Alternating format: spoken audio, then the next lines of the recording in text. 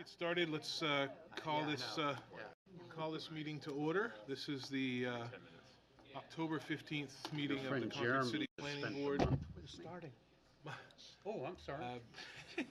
Mr. Thompson, could you call the roll? Certainly. Chair Woodfin. Here. Mr. Hicks. Oh, I'm here. Mr. Fox. Here. Mr. Santa Cruz. Here. Mr. Tarbo. Ms. Savage. Here. Ms. Condra-Dramacki. Here. Ms. Rosenberger. Here. Councilor Todd. Here. We have a quorum. Okay, I have a quorum in the meeting. First item on the agenda is approval of the August minutes. Would someone like to make a motion to approve the minutes as submitted? Do you mean September, Mr. Chair? I'm sorry, I do mean September 17th minutes of the Planning Board. Would someone like to make a motion to approve those minutes as submitted? So moved. Second. Motion has been made and seconded. Any discussion? Any abstentions? We've got Myself. two abstentions for the record, Mr. Santa Cruz and Ms. Rosenberger. You were, We have three abstentions. Hicks is also not. and Hicks was out as well, so 3 abstentions. So we got a motion and a second. Any discussion? All those in favor? Aye. Opposed? Hey, one person talking. It's not an issue. All right, let's move on. Quick agenda overview for tonight's meeting. Item 6A, a major site plan for 1 to 7 McGuire Street, has been continued by the applicant at the request of the applicant to the November 19th meeting. And item 9A, a minor subdivision for 138 Snow Pond Road, has also been continued to the November 19th meeting at the request of the applicant. Do we need a motion or anything to move those? Can we move them both together? Yes. So if someone would like to make a motion to move both of those items, 6A and 9A, to the November 19th meeting, I'll take that motion. Second. That motion's been made and seconded. Any discussion? All those in favor? Aye. Opposed? That motion carries. First item on the agenda is design review applications by consent. So anyone in the audience that has any concerns about the design applications that are outlined in item 5 in our agenda, which is 5A through 5E, if you could make yourself known if you've got an objection to any of those. If not, any member of the board have any questions or concerns about those items? So design review applications by consent means that we've reviewed those, architectural design review has reviewed those, and we take them in mass and do them in one fell swoop. So if there's no objections to that, we will take a motion to approve items 5A through 5E as submitted with architectural design review recommendations. So moved. Second. Motion's been made and seconded. Any further discussion? All those in favor? Aye. Opposed? That motion carries. Moves us on to 6. In our agenda tonight, item 6A, again, for the record, has been postponed to been moved by the applicant to the November 19th meeting. Item 6B, Nobis Group, if we could read that into the record, Mr. Thompson. Certainly. Brady Sullivan Properties, Stickney Avenue, sorry, wrong one. Nobis Group, on behalf of St. Paul's School, requests approval for a major site plan application, architectural design review, and a conditional use permit for disturbance to wetland buffers and certain waivers from site plan regulations for the construction of a 17,600 square foot building addition, relocated squash courts, and other improvements at tax map 724Z, lot 1-10A, addressed as 80 Dunbarton Road, and tax map 811Z, lot 1-A, addressed as 117 Dunbarton Road in the institutional and open space residential district. Okay, staff has found the application complete, not a development of regional impact, and we will be, all there is on tonight's is just the determination of completeness. So staff has determined that the application is complete, not a development of regional impact, and recommends setting the public hearing for the 19th of November. Would someone like to make a motion to find the application complete and set the public hearing for November 19th? Hello. Second.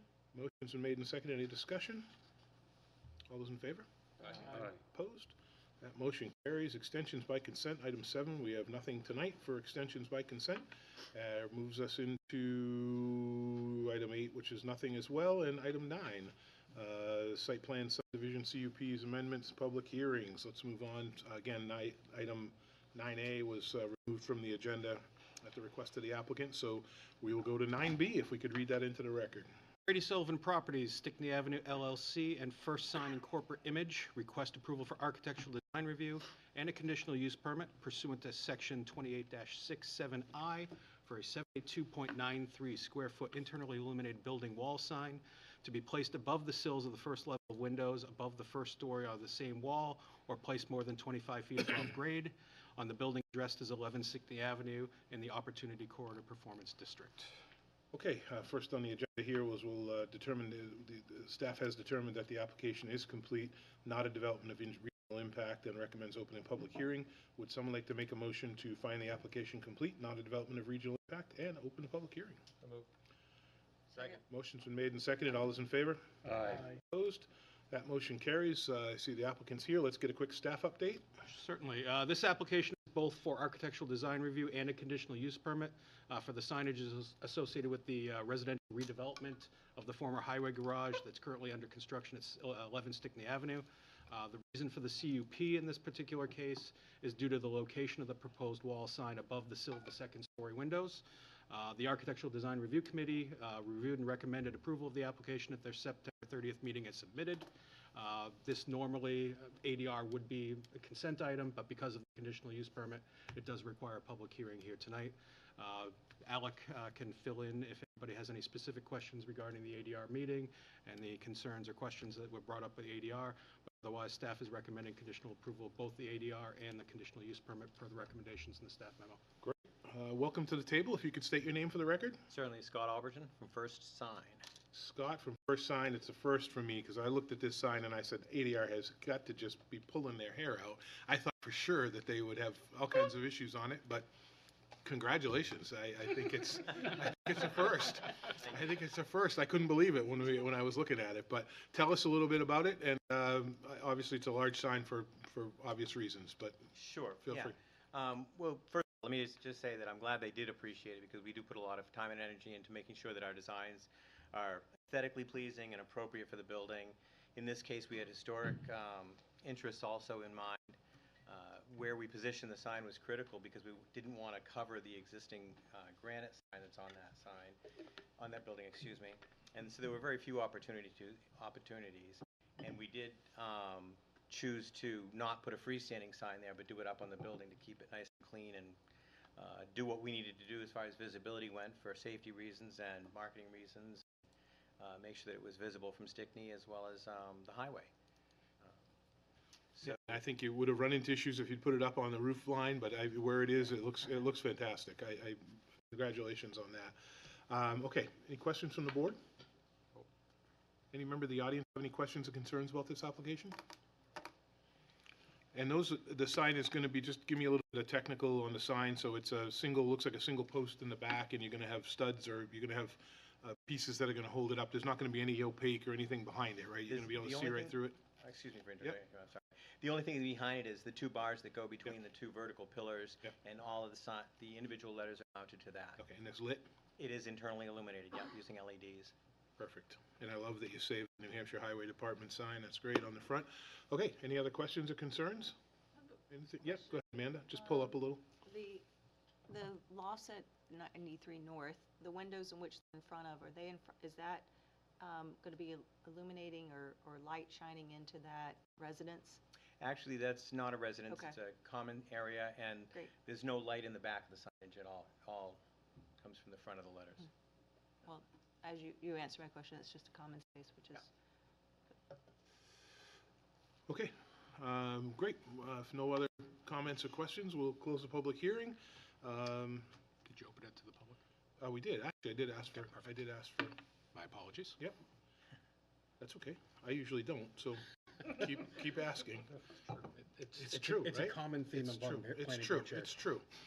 Okay, thank you very much for your testimony, and we'll close the public hearing. Let's move in our packet here. I think we got a CUP and no waivers.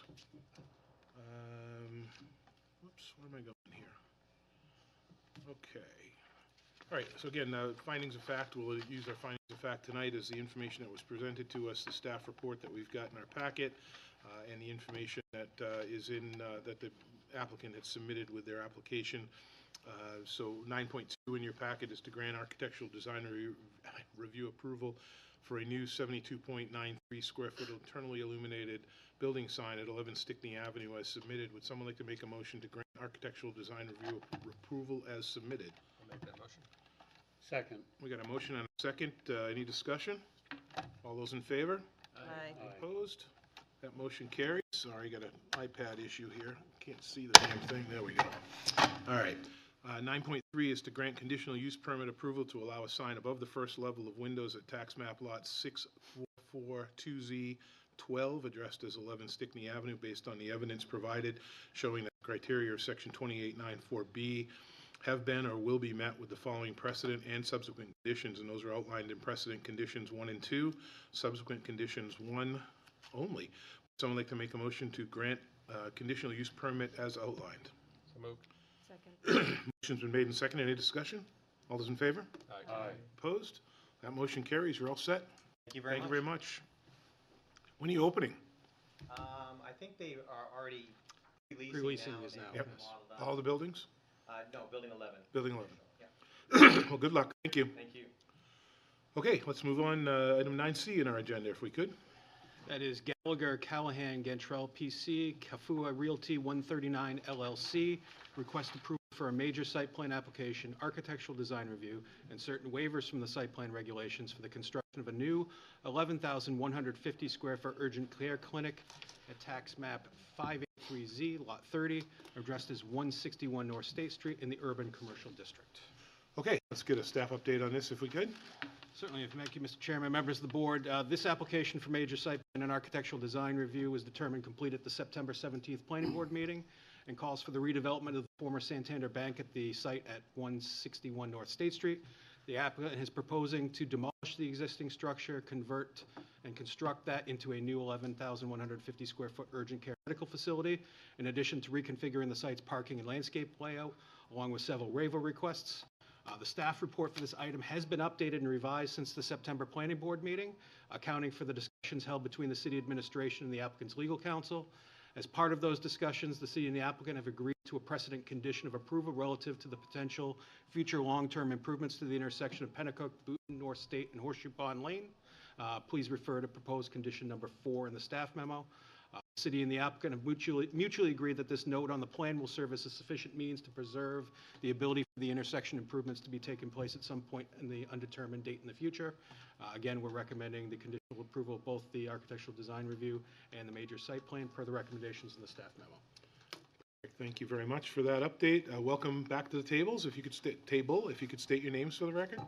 Yes, good evening, Mr. Chairman, members of the board. My name's Ari Pollack. I'm with the law firm of Gallagher, Callahan, and Gartrell here tonight for the applicant.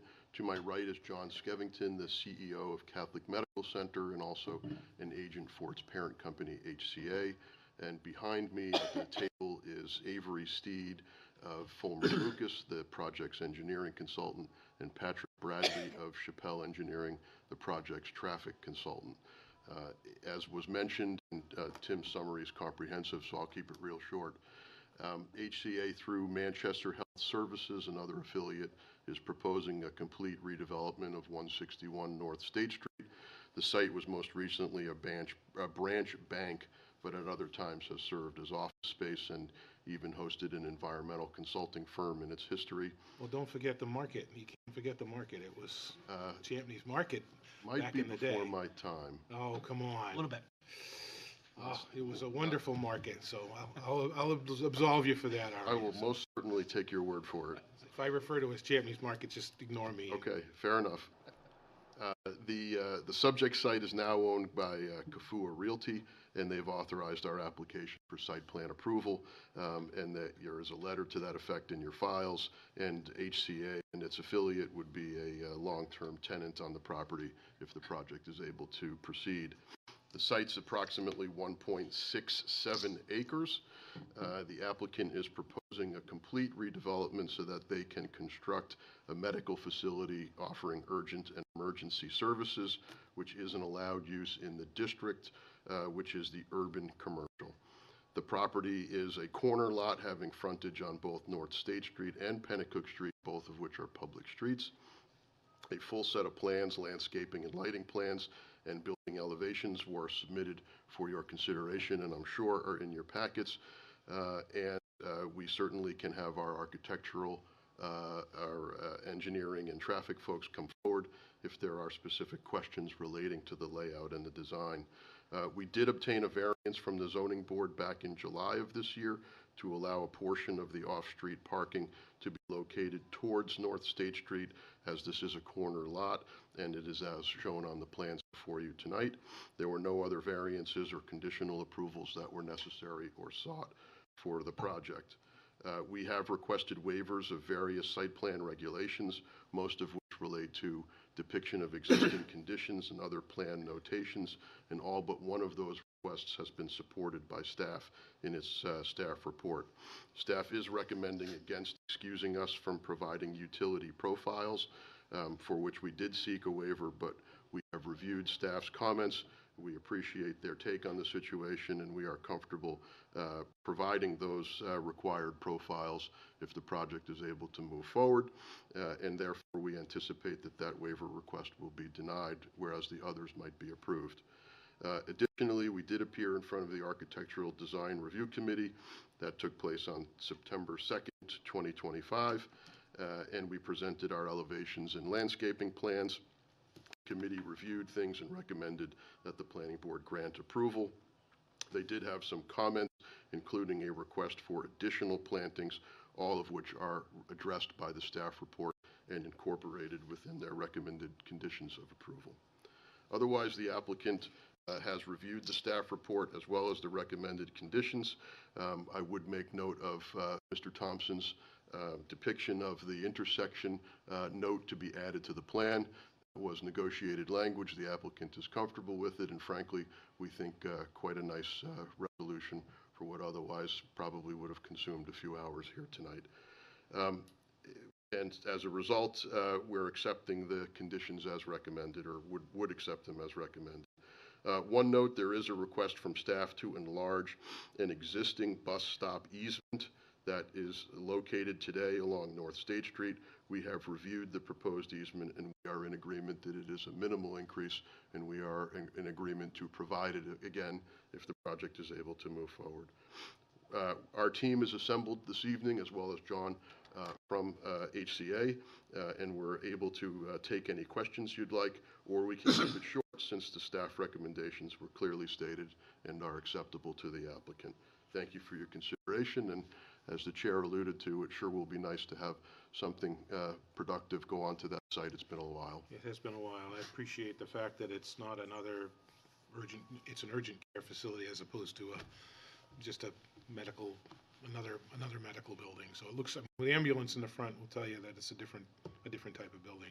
I just, for the record, and anybody that's listening, I just want to explain the traffic patterns and the movement. Again, ambulance movement in particular, or people coming into the property headed north on North State Street from downtown, coming up to the property on the left, taking a left in that first driveway. Correct. Taking a left at the lights and taking another left into the property. There will be two driveways, Yep. one on Pennacook Street and one onto North State Street. Okay. The ambulance portico is in the front of the building along North State Street to buffer it from our neighbors as much as possible. Yep. And yes, the ambulance would exit from the North State Street Okay. driveway. Left and right out of both? I don't think, No. say again? This doesn't show that. The plan shows the ambulance coming in off of, I'm sorry, you say come in off North State? Yes. And leave off North State? Yes. Okay, what about northbound? Northbound or? Cutting across traffic? That was Cruising a that was left going to be turn. my question. So if you're in the property then at that point and you're in the parking lot, can you go out on the North State Street side and take a left across traffic? Let me look at the plans before I make up answers. I don't think we want to do that, but, I believe there's a median. There's a there on North median. State Street, North so they State, can't there's turn Oh, there left is. going Yeah. north. I think we're going to use Pennacook Street so we don't drive over the median. there you go. In right only off North There you State? go. You can't. Doesn't show the median on the plans, Ari, and I have forgot about that. Little Sorry. help from my friends. Well, I had you too, but, okay. Questions from the board? Jeff? You just stated, one of my questions was the turning templates show the ambulance coming in from the north, turning right into the property, circling around and heading right back out of North State. What if it's coming northbound? You never showed it coming in, make sure it can make all the movements coming in off of Pennacook. If it's missing from the packet, we'd be happy to show it as a condition of staff review. Yeah. Same with the fire truck. You have the fire truck coming from that existing fire station, making a right on Pennacook and a left into the site. Then when they go out, you're forcing them to go back North State Street and find some place to go turn around and come back north. Right. Just curious if it was ever looked at to run it the other way, that they come in by the ambulance bay so that they can then exit by Pennacook Street. I couldn't tell you whether things that aren't shown were run through. I can tell you that the fire department did review the site plan submission, and their request was to flare the driveway entrances on the North State Street driveway so that they would not run up on the curb with larger equipment. Right. But I guess I'm questioning, if they weren't provided the turning template that showed them coming in off North State, then they would have nothing to review and comment on. I do recall a conversation where they asked for that, and it was provided. Whether they reviewed it and whether they returned comments, I couldn't tell you the end of the conversation, and we certainly could follow up on that as a condition as well. Yeah, it's just not in the package, so it wasn't provided to us for review.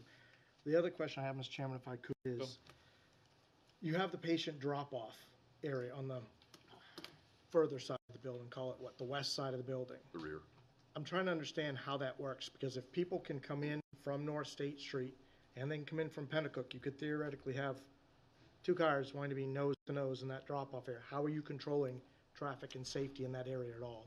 Yeah, that could happen. I think what's more likely is people who can park will park. Certainly, if somebody needs immediate access to the doorway, there could be a car parked there. You've always got to go slow in a parking area, and this would be no different. If there's two cars there, then they're going to space each other out, and they're going to move through the doorway in a safe way. I guess my only concern is you're calling this an ER facility. Right. People don't think, if somebody's bleeding, I'm going to go park or I'm going to go slow. They're trying to get someone. I've been at Concord Hospital when people come in. They're not thinking slow. They're thinking, get me in there as soon as possible. I'm just trying to think of the next person in line being safe as well as that person coming in. And I guess all I can say is there's adequate space there for multiple vehicles. Hopefully they'll be safe about how they drop off and leave that area. And again, it's a temporary place to have your vehicle stand while you're unloading somebody, and then you go into a spot. You can't stay for any extended period. And the staff, of course, would be attentive to whether they're occupying that area for too long or preventing somebody else from filling up. I'll think about that. Thank you. Do we have lighting? We do have a lighting plan. Okay, It was submitted in the packet. That's in there. Snow storage? I believe it is indicated on the site plan. I could ask. And looks like there's one pad for dumpster in the back. There is a dumpster pad. There's also a generator pad in the front. Mr. Chairman, you can find the snow storage at the intersection North State Pennacook at the corner of the site there.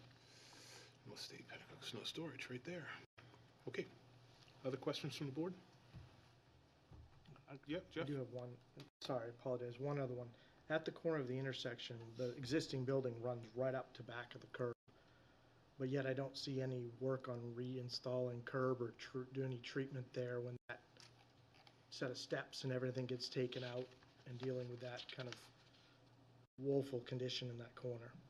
Yeah, that area is restored, and I think we are showing a sidewalk coming through there. And obviously, it is going to be part of the landscape plan to make sure that that area is safe. What you said is right. The building today is right on the street. That's the whole point of removing the building and bringing it back into the site.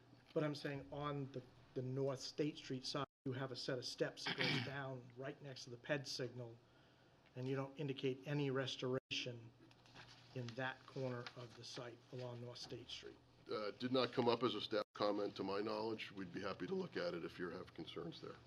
Yeah, I think it needs to be addressed so that we know that we've got a continuous piece of sidewalk there after you rip it out. Just make a note of that if we can, if we get to that point on the conditions of approval, or if it comes to that. David, I saw your arm go up. Yeah, just a quick kind of, a while back, we looked at a project across the street, the old Irving gas station site. That proposal included a center island on Pennacook as you got to the light going east on Pennacook. Does that block your second entrance is what I guess, in anticipation of that development that's not seemed to be going anywhere. But there was an island there. Was there? Yeah. That may have been something proposed for another project. Yeah, it was doesn't the exist. Irving gas station just on the other side. It's not there today. It doesn't block this All right, that's- project, and if something else comes forward in the future, they would be accommodating But we don't us, have not to vice versa. anticipate that. So they'd That's have my to accommodate, question. and they'd have to accommodate with what they've got there now, or what Okay. they'll potentially. We're be first. building. We're first. You're first, okay. Okay. Yes, you are. Other questions from the board? No? Open it up for public, yep. Sorry, one Sorry, more. yep. Medical waste, is there a separate way for dumpster treatment than just general waste that's in that? Now I have to ask for help. We have a separate We facility. typically have a separate, are you guys hearing me? There you go. Yes, there's separate accommodations for medical waste. In the building that's picked up and delivered? Correct, in the Okay, so it's building, not yeah, out in a yeah. dumpster for, That's, okay, that's correct. Thank you. We contract with services to come in and remove that. perfect, thank you. And we, okay, and have we seen signage as well? Not yet, we're gonna do Yeah, that no, that's separately fine. during Okay. construction. Okay, any other questions before we open up public comments? Have you guys step back, I think we'll grab some public comments, and then I'll probably have you come back up, so don't go far. Public comments, anybody? Oops, maybe not. No? Okay, sorry, We're back. back. Okay, any other staff comments, questions, concerns? Alan? Just a little bit of what Member Santa Cruz commented on is where the staircase comes into the sidewalk. We can touch on making sure that's clear in the plan. I'm just looking at a street view of the plan, and I'm not as familiar with the site, but it looks like the sidewalk along Concord Street and North State Street has back curb, and we might want to make it clear if it isn't already on the plans, if that back curb is intended to remain, and if it's going to be removed, that may necessitate restoration of the sidewalk, and we'll want to make that very clear in the plan that's approved, so it doesn't become a construction item and a point of contention at that point. It's no issue. What's there today is damaged, and, it would need to be restored. I do think there is flat grade on that sidewalk as it comes around the building, but as we're connecting our entryways to it, we're gonna need to deal with that grade somewhere. So we have no issue looking into it, and it could be a condition if you'd like. Are you saying to reset the curb or redo the sidewalk? I want to clarify what you're, We're gonna reset the curb and then bring our sidewalk and entrance down to the sidewalk that exists. We're gonna match the existing sidewalk. Yeah, if you don't mind, I might bring it up on the screen Yeah. so we know what we're all talking about. Sure. The building has pushed the sidewalk in toward the street. Shocking. ADA ramp in here with tactile, fix this bed leaner? Because I don't know how they're going to demo What it. we did without Google Maps before, huh? There's your view. See how it's collapsing towards the street, and that pedestrian signal is the leaning tower. So my guess is if you're going to try and restore all that curb, you're going to be cutting into the sidewalk, which probably would necessitate fixing the sidewalk rather than just patching.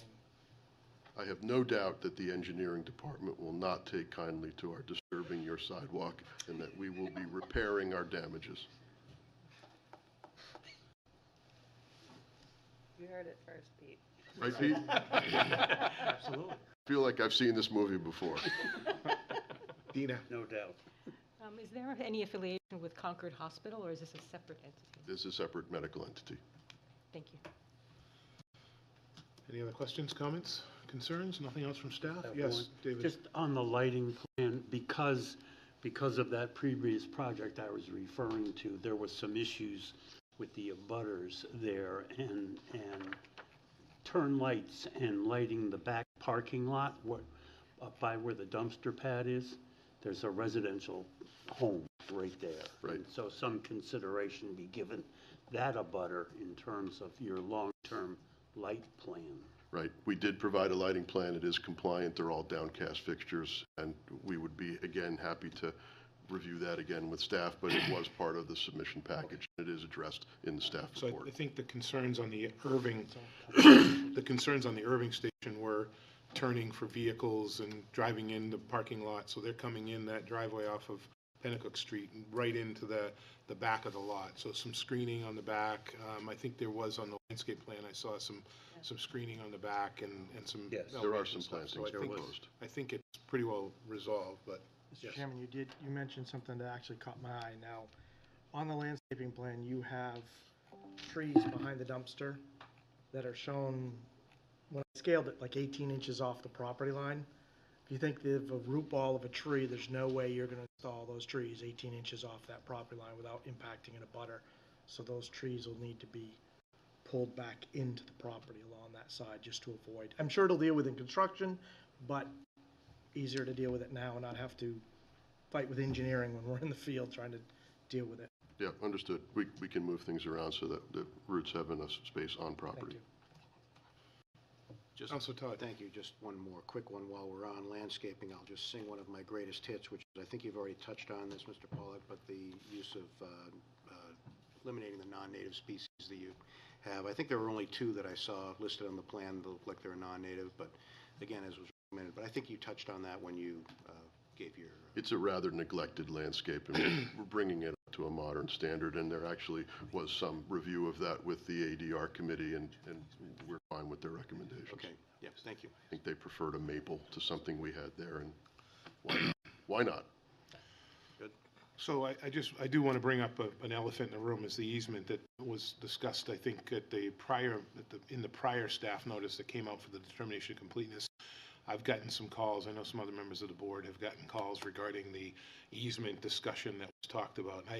It's not a point that needs to be, really dug into too deep, but I know there was people that were concerned about the easement verbiage that was in there, and obviously it's been changed, and the reasons for easements that are put in here are to support Pennacook Street and North State Street, not anything else or any other future developments. I think the language to which you refer was stricken from the report and is now replaced with That's right. with verbiage that does not include that phrase or word or project. And while we know that well, And while I won't be using those words That's in right. public, That's I right. think the public can be satisfied to know that that content was removed by agreement, Yep. and that what exists now is a warning to those who come in the future that that intersection simply may need future improvements, and everyone is having their eyes open about what could be proposed some future day. And I wanted to mention it because while we read it and you read it, a lot of the people in the public don't read it. And they're looking for a quick answer on YouTube or on TV right now. So thank you very much for at least addressing it. And again, I think it was well done by you and staff to be able to put the language together and put it all together. I think the thanks goes to staff. It was their report, Yep. and they revised it, and they brought it to a place where the applicant could agree. And the applicant's happy with the We are language. happy with the resolution, Mr. Chairman. Great, well, thank you. Okay, anything else before we close the public hearing? Okay, thank you very much for your testimony. All right, so in your packets, excuse me, in your packet, we have, We're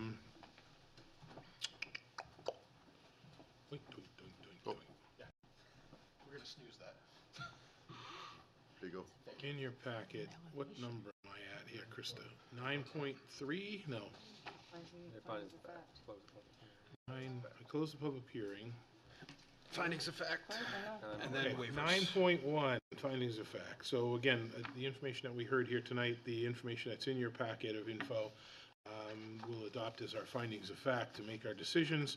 First on the docket here is 9.2 is to grant the waiver request below from the listed sections of the site plan regulations based on evidence provided showing that criteria RSA 674, 44, 3E, and section 3608 of the site plan regulations are met.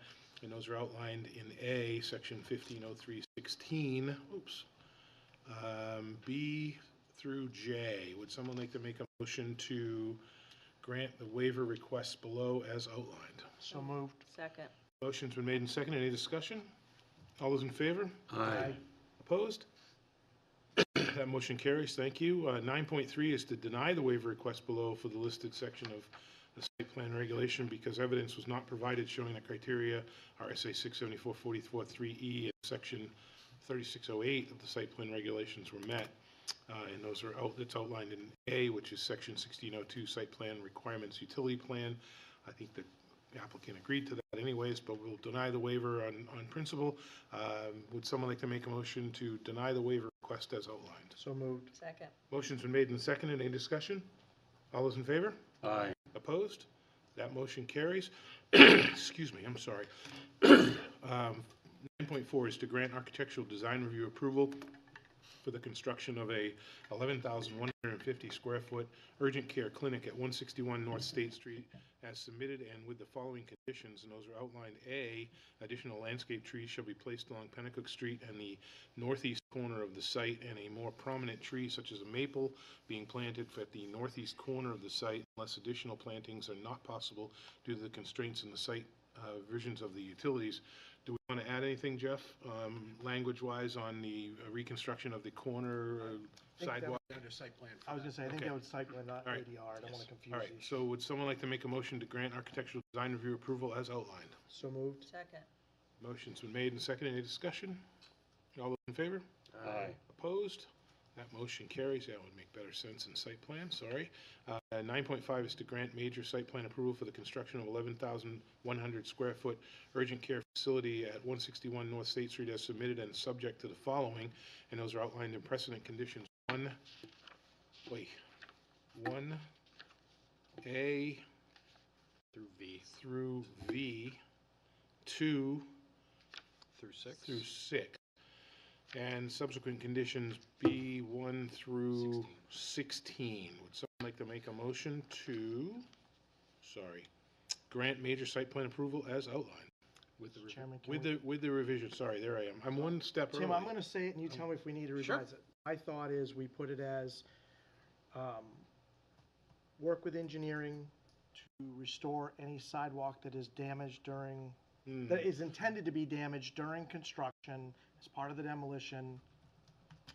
Or do we want to say damaged? Because, I mean, it all needs to be restored, but Well, we don't want it to depends on. make the you know, applicant do it either. I would suggest something to the effect that applicant would be responsible for restoring sidewalk post-construction to a, ADA condition. I don't wanna say to Correct. existing. correct. And that would include sidewalk, Tipped on. potentially the ADA panel at the corner ramp, because that may tie in, and then Curbing.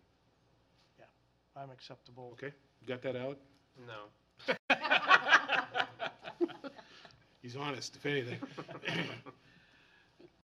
So it'd be applicant responsible for indicating on the plans the restoration of the sidewalk post-construction to address ADA compliance, curbing, and ADA, ADA, yeah. How much of the sidewalk?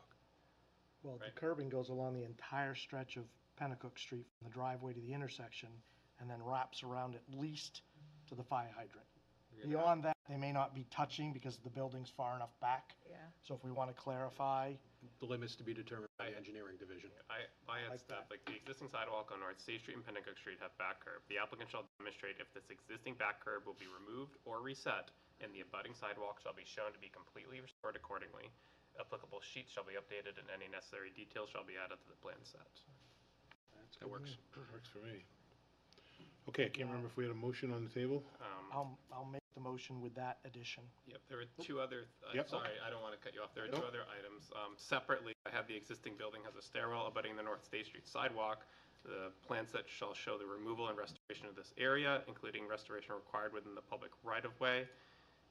The same applicable sheet shall be updated, and any necessary details shall be out of the plan set, just kind of breaking apart the Yeah, back curb striking and the the two. stairwell. Yep, that's fine. And then you had also mentioned, and maybe you don't want to recommend, or maybe you don't want to, but turning plans shall be provided to demonstrate ambulance navigation through the site if entering through the Pennacook And Street fire entrance. truck. I just want to make sure the fire truck saw all the different iterations, because I can't imagine the fire truck turning right on Pennacook and trying to navigate left in. When they know to go back out, they'll have to go North State Street, go down around the neighborhood and come all the way back to the fire station. Should I make it clear, entering from Pennacook Street and exiting They North should be able to State? basically make lefts and rights from all, enter and both. exit from all driveways, because you don't know where they're gonna be coming from. There's nothing guaranteeing that that fire station's not on a call and they have to come from another part of the city. Left or right ins and outs? Well, obviously, there's no left in or left out. Won't be any off left in Pennacook, from North, but, yeah. yeah. Well, they could, their fire department, they go right over that curb. They don't like to go over that median.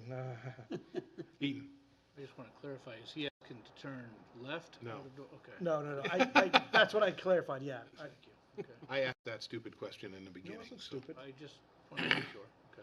All right, refresh my memory. Are we good, Al? Those were the three added conditions, 7, 8, 9, if it captures what the board was was. And the applicant's already agreed to look at my landscaping question and address that, so I don't know I if don't that think we needs to be necessarily need to have captured. that. Yeah, as an yeah, additional. that doesn't need to be. I on trust Ari. All right, anything else? Ari's digging the hole. So I think we got a motion. Did we get a motion? I will make the motion. make the to motion? approve We have a those second? Changes. I'll second. Any further discussion? All those in favor? Aye. Opposed? Motion carries. You're all set. Congratulations. Good luck. Guys. Thank you. All right, let's move on. 8D in our agenda. 9D in our agenda. See, you rolled down to 8D just for me. This is North Point Engineering LLC, Scuffy's LLC, and Enterprise Mobility, requesting approval for a minor site plan application and certain waivers from the site plan regulations for the addition of a 760 square foot two-bay garage and associated paving at tax map 781Z Lot 31, addressed as 28 Manchester Street in the Gateway Performance District. Okey doke. Let's see. We need a determination of completeness on this, so staff has determination application complete, not a development of regional impact, and set the public hearing. Would someone like to make a motion to determine the application complete, not a development of regional impact, and open the public hearing? So moved. Second. Motion's been made and seconded. Any discussion? All those in favor? Aye. Opposed? That motion carries. We are open. Welcome to the table. If you guys could just sign in, and I'm going to get a quick staff update if I could on this. Thank you, Mr. Chairman, members of the board. This minor site plan application is calling for the building renovations at the Enterprise Rent-A-Car facility on Manchester Street. The proposed improvements consist of the demolition of the existing garage wash bay at the facility and replacing it with a new 760 square foot two-bay garage, along with new associated site and drainage improvements and several waiver requests. Back in June, the Zoning Board of Adjustment granted variance to permit the expansion of a non-conforming use, setback and frontage variances to permit this application to proceed to the planning board.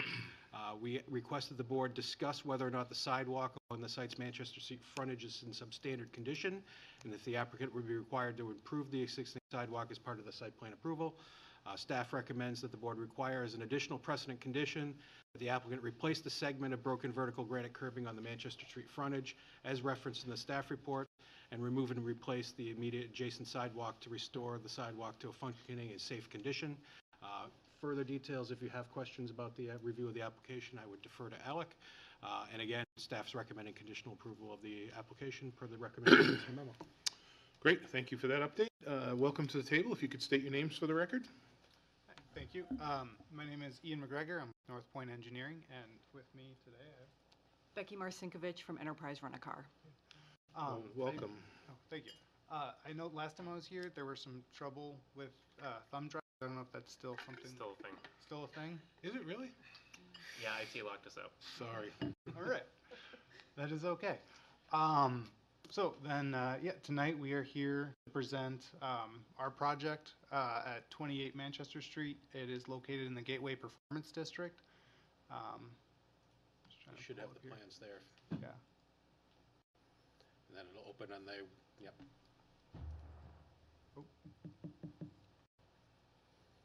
I'll just pull up the.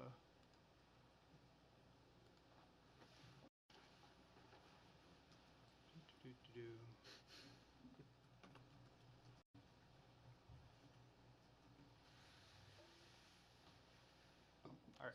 So, as I was saying, it's located in the Gateway Performance District in Manchester Street. It is just east of exit 13 down on Manchester Street. All right. Just a little lag. The site is 0.93 acres as it stands today and consists of the Enterprise Rent-A-Car Service Center as well as the storage of the rental vehicles.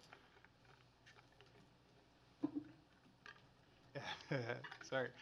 The existing conditions are part of an approved site plan from 2003. They consist of the office building that's located as the primary structure on the property, as well as a attached one-car garage.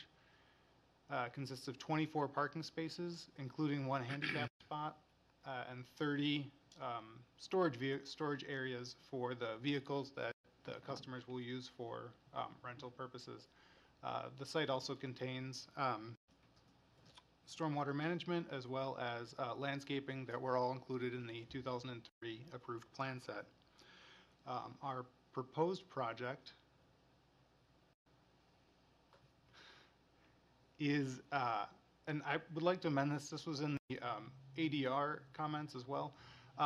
It's listed on the introduction as a 760 square foot addition.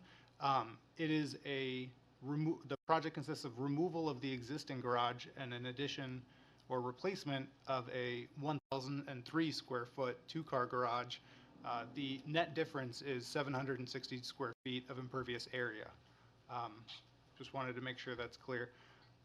Here we have our. So just say that Yes. again, so you've got a building there that's how big? So it's 1,003 square feet. 1,003 square feet, so you're taking that down and you're putting in a. No, the existing building would be roughly 240 square feet. Okay, so it's just to add on to the existing building, okay. No, so it's a removal of the existing and a replacement of The net difference of Yes. which is the 760. Yes.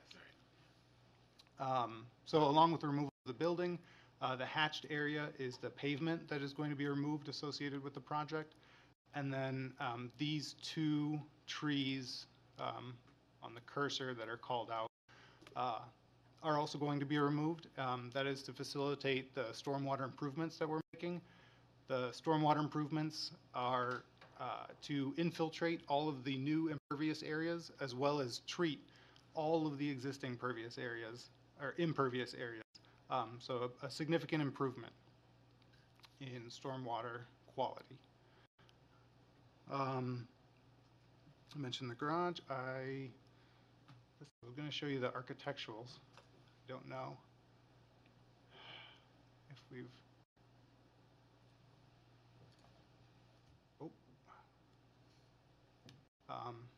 So here is the existing condition on the bottom photos of the screen.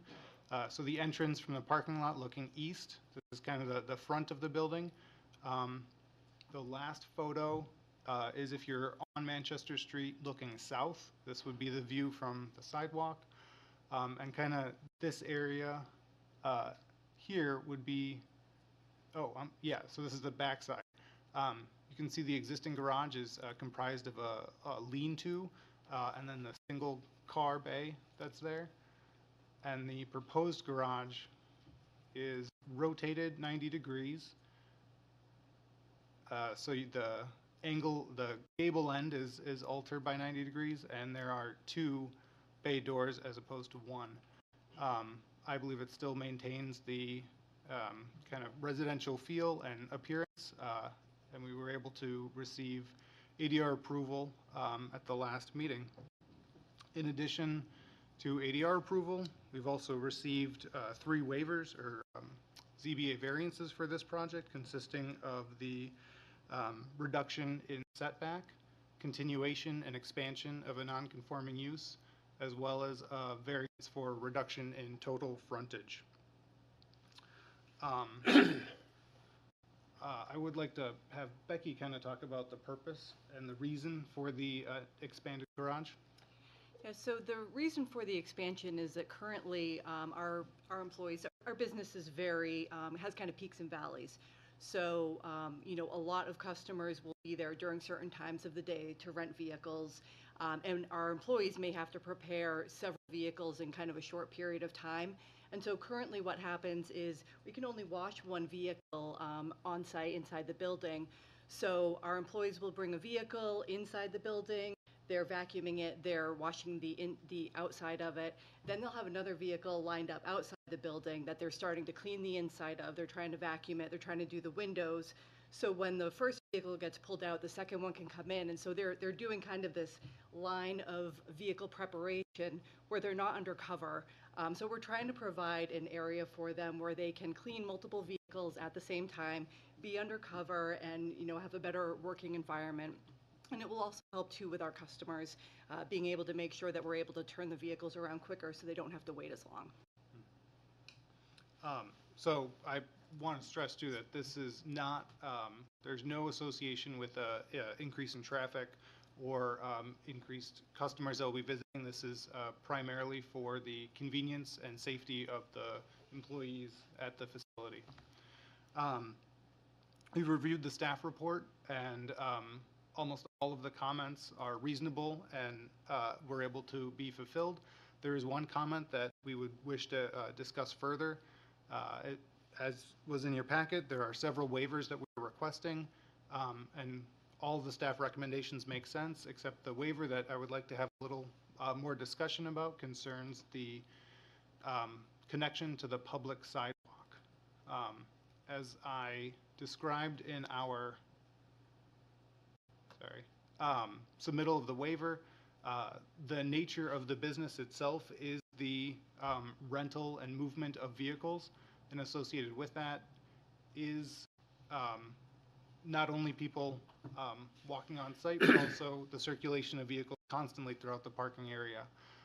We believe that encouraging pedestrians to come from the public sidewalk onto the parking area would not be something that should be encouraged, as well as the danger that is posed.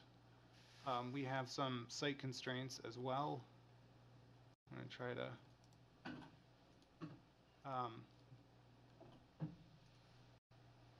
so this is the front door of the building here.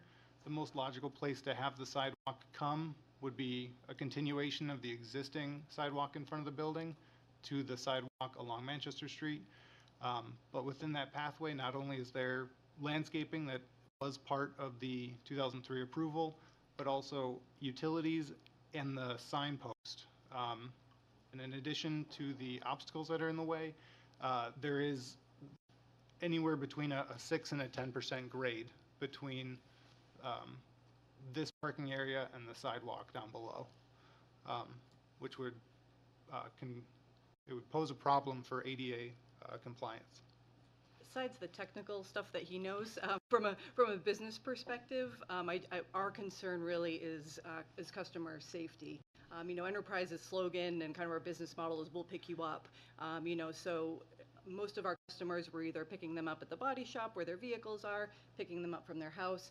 There's very little pedestrian traffic, and to invite customers to walk across active drive lanes is not a situation we really want to put them in or have our employees be in as well, having customers kind of crossing that lane of traffic. So that's our major concern about it, besides all the technical stuff. So again, my piece of it would be if they don't have a sidewalk to come in, at least to be able to come in and come across, they're coming down your driveway.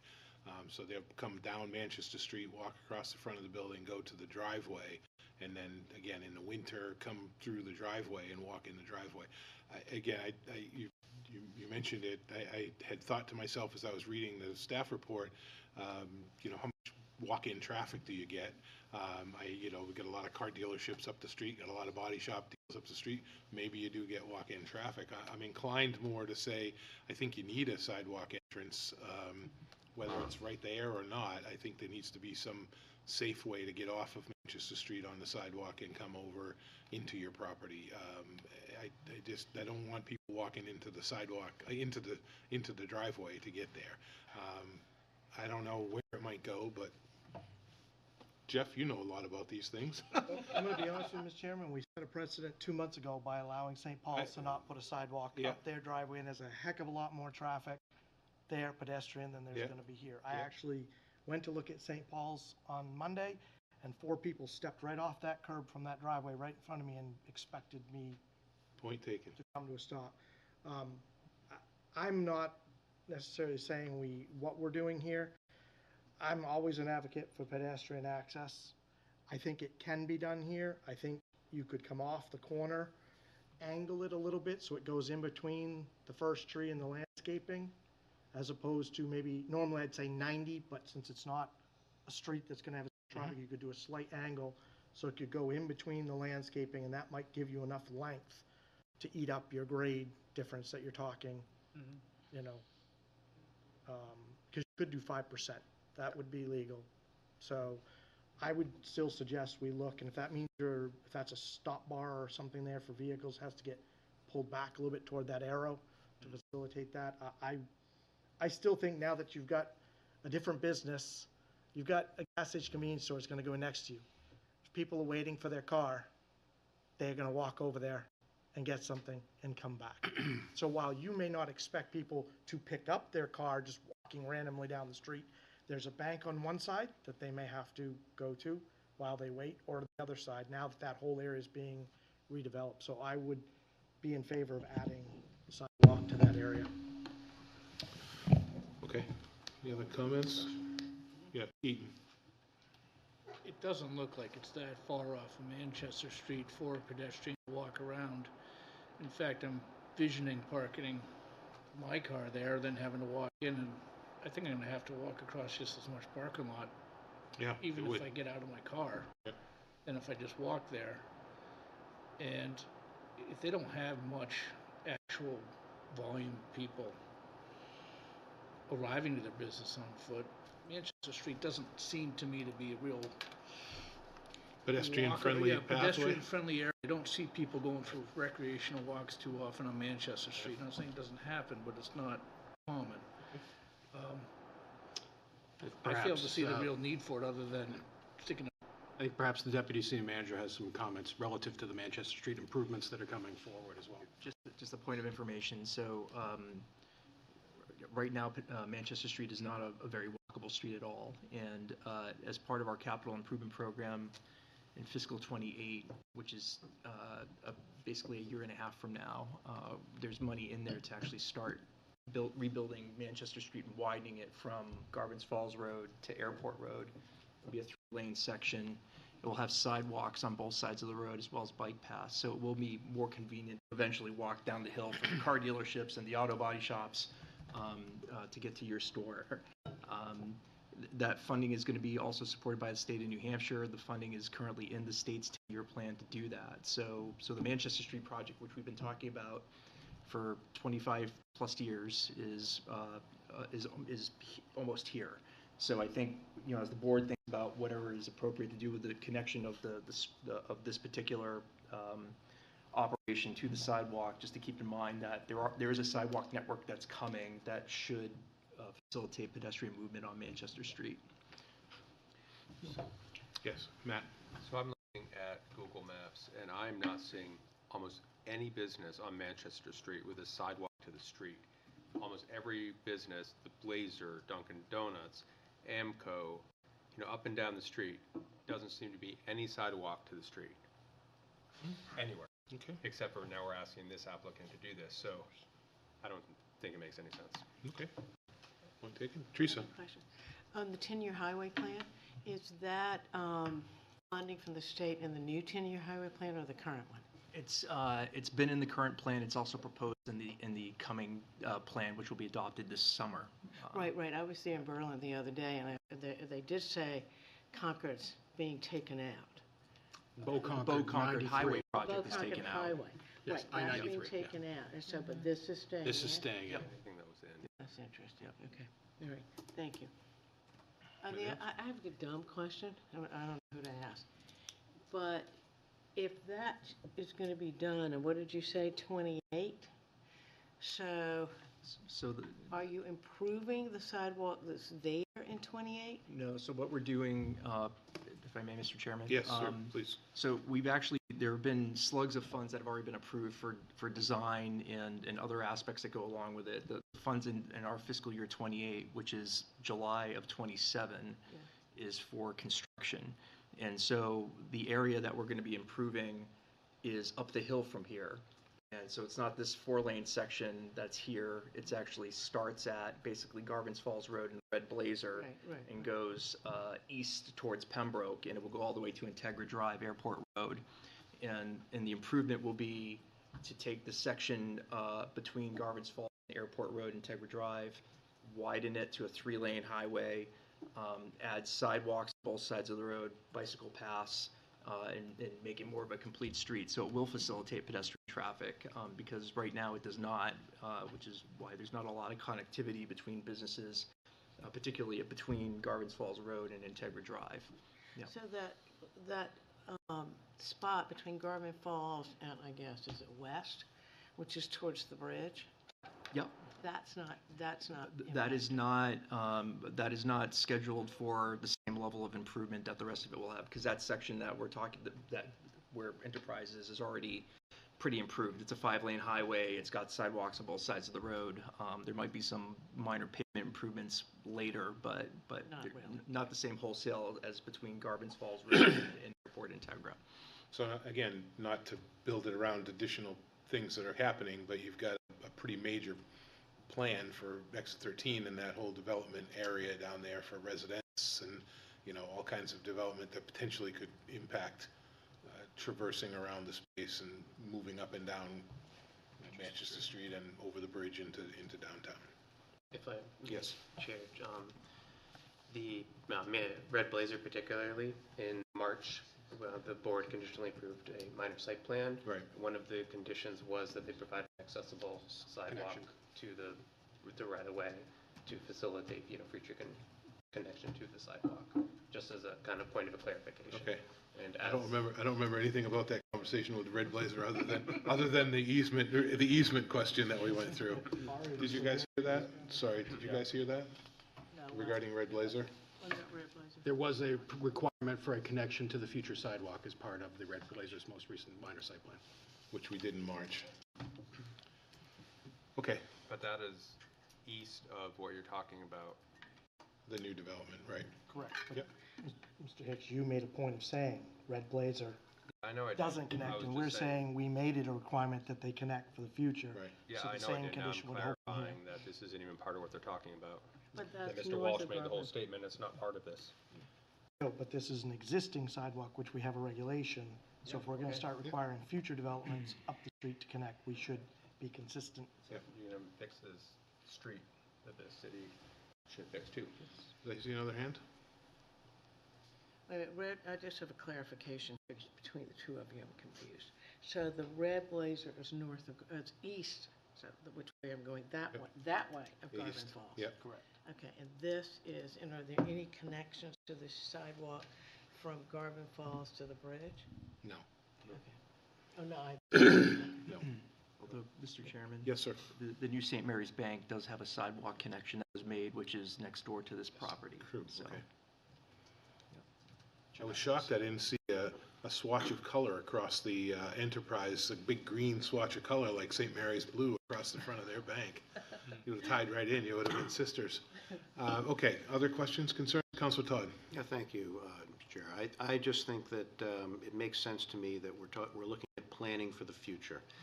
If this were, if the Manchester Street project were, 10 or 15 or 20 years out from now, maybe I'd be a little bit more on the fence about this. But I think that considering we want to have a cohesive plan, we want to have our establishments along Manchester Street accommodate the rest of the road work that the city is going to be providing in terms of additional infrastructure for non-motorized vehicle travel, it makes sense to include the sidewalk in here as well. So I'm going to be supporting that. Thank you. Okay. Jeff? I do have a couple questions. So on your demolition plan, it says everything in the hatched area is being demoed. Does that include the floor drains so that when now you're proposing to wash cars, that water's going to exit the building and go back into your stormwater treatment? I am not familiar with the mechanical and electrical of the interior of the building. Yeah.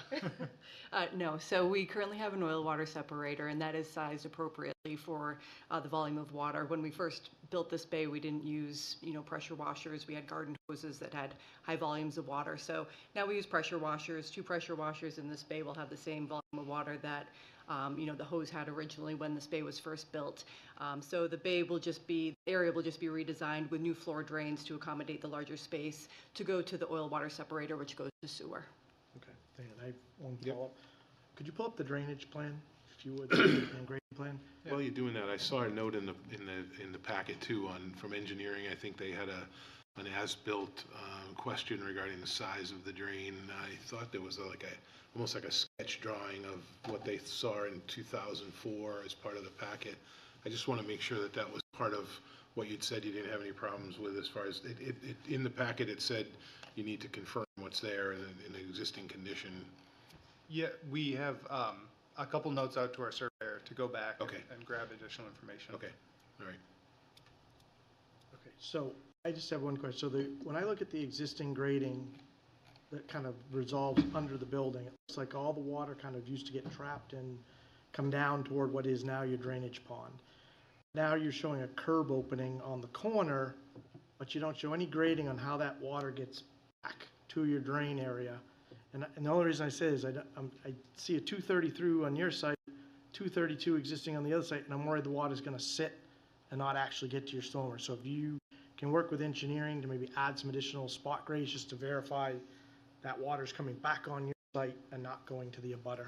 Yeah, I agree 100%. We'll be able to include some spot elevations to ensure that proper drainage is happening and the stormwater is functioning properly. And one other. Yep.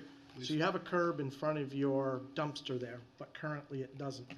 Is that gonna be okay for the dumpster truck to come in and have to drive up over a curb? One of the other comments that the city has made is that for fire code, this dumpster is too close to the existing building. So the dumpster will be moving roughly 5 feet to the left in this photo or plan. So we'll be amending the curb as well in that. So there will be the pavement will just extend there and there will be a opening for the enclosure. Okay, and you can, moving that and the angling of it, you can get the dumpster truck in and out without having to move all your cars out of your entire parking lot? Right now, my assumption is that the dump truck is a front-loading dump truck, so it will be able to come in, pick up the dumpster, and it will be angled appropriately, and then move out and exit onto Black Hill. Which is fine. Yeah, I figured the exit wasn't a Yeah. problem. I just want to make sure it gets in. Yeah, and we'll be submitting turning templates to verify that. And there's no way to put any of those trees back in that area? So one of the other comments that we have is to work with the city to ensure that we're meeting the appropriate tree totals. So we will be replacing those 2 trees somewhere else on the site. Thank you. There's awful few trees on it for such a big site. Yes, Dina? Thank you, Mr. Chairman. So do I understand correctly that the proposed 2-bay garage is going to be through and through? So you're going to have cars going Correct. Yes. both ways? And so then we have a driving path up through there, up to the north? It goes around. To here. And you're concerned about putting a sidewalk there? Yeah, because of the drive, Because of that. around. So, yeah, from this existing sidewalk to the front door. What about if you were between those two kind of cloud-shaped, I don't know what those are. The trees. trees. Go to Google. Not the trees, on the other side of the cloud with the dots in the middle. Sorry, that's the scientific term. This cloud and Yes, this cloud. yes, between the tree and the cloud, come in through there, and then do some kind of a crosswalk. Yeah, there would definitely be painted lines to denote if we were to put in a walkway that this would be pedestrian access. As well as was stated earlier, it would have to have some sort of skew to it in order to bring down the angle of anybody walking up it. And the area right along the building where you have some trees there, is that sidewalk or is that grass? It's landscape. Mulch, Shrubs, yeah. Mm-hmm. Is that something that could become pavement, and then you can put a sidewalk, they come across and they walk along that pavement, if that could be? Let's see. I don't think that is, I was trying to see, yeah, all of those, Oh, okay. It's pretty dense. yeah, It is pretty dense. yeah. It's like a cloud. Yeah, yeah. And it would be a shame to remove the trees. Mhm. Okay, thank you. Okay, other questions? Any member of the audience have questions or concerns about this application? No? Yes, Alec? Just one other item, so there's the discussion about granting of the waiver that the board will have to make a decision on. Another item that you may want to discuss before we get to the conditions of approval is the board has the ability to require the applicant to repair, sidewalks that are, under designed or, under constructed. staff identified that there is a segment of broken curb, and so we're bringing that to the board's attention to discuss. I believe it was item 3.8 in the staff report, if you wanted to look at the picture. And the board can discuss if they would, as part of this application, Page 12 of the memo. if they want the applicant to restore that area or not. 12.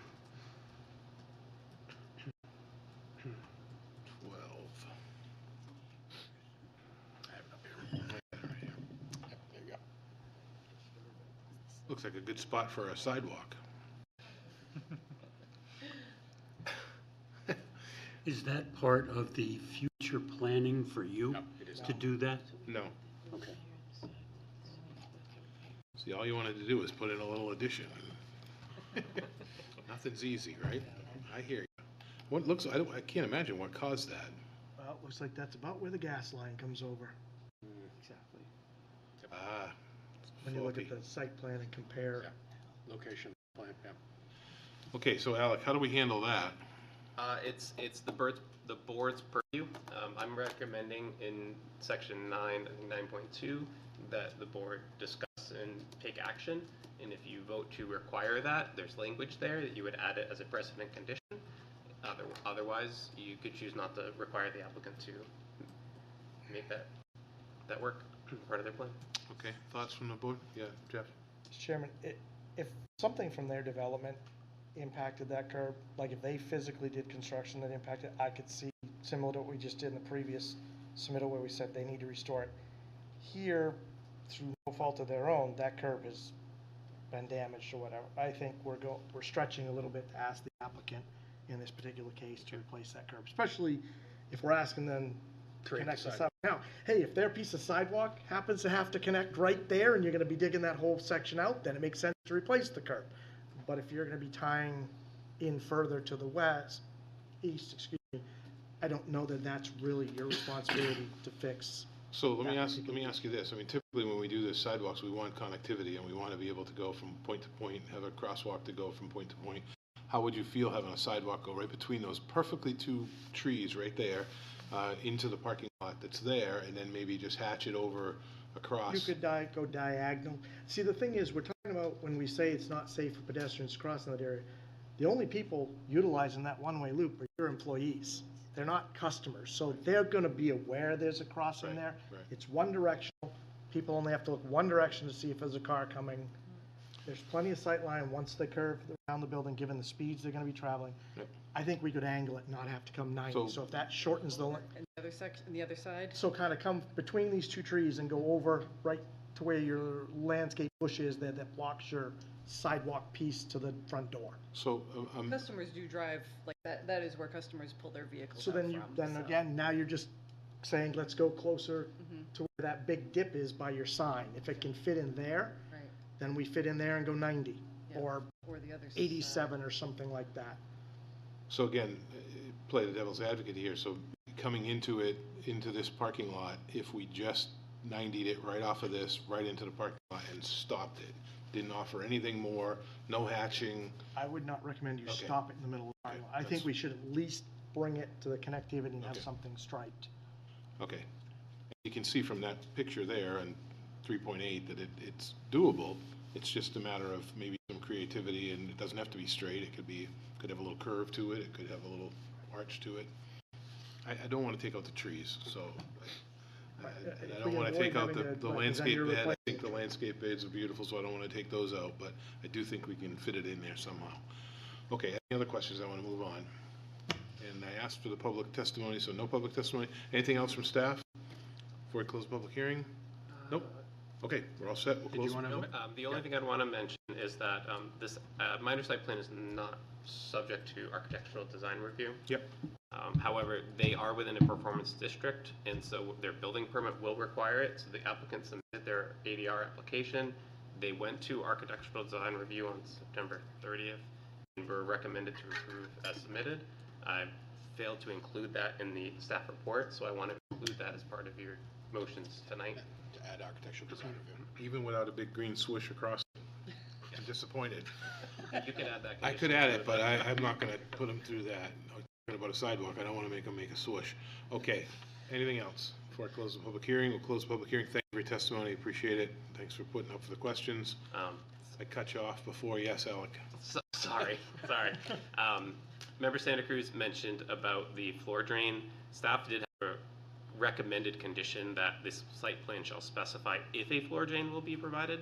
And as part of your motion, you could clarify that the site plan shall specify that a floor drain will be provided. They could put that note on the site plan. There's a little bit of other verbiage in there, but it's precedent condition. Or verify retention of the existing. Yeah, but we have a site plan, That needs to be done anyways, verify this condition and the site of condition existing. So basically, site plan shall require a site plan, a floor drain. Whether they utilize the existing or provide a new one is up to the applicant, but they must provide one.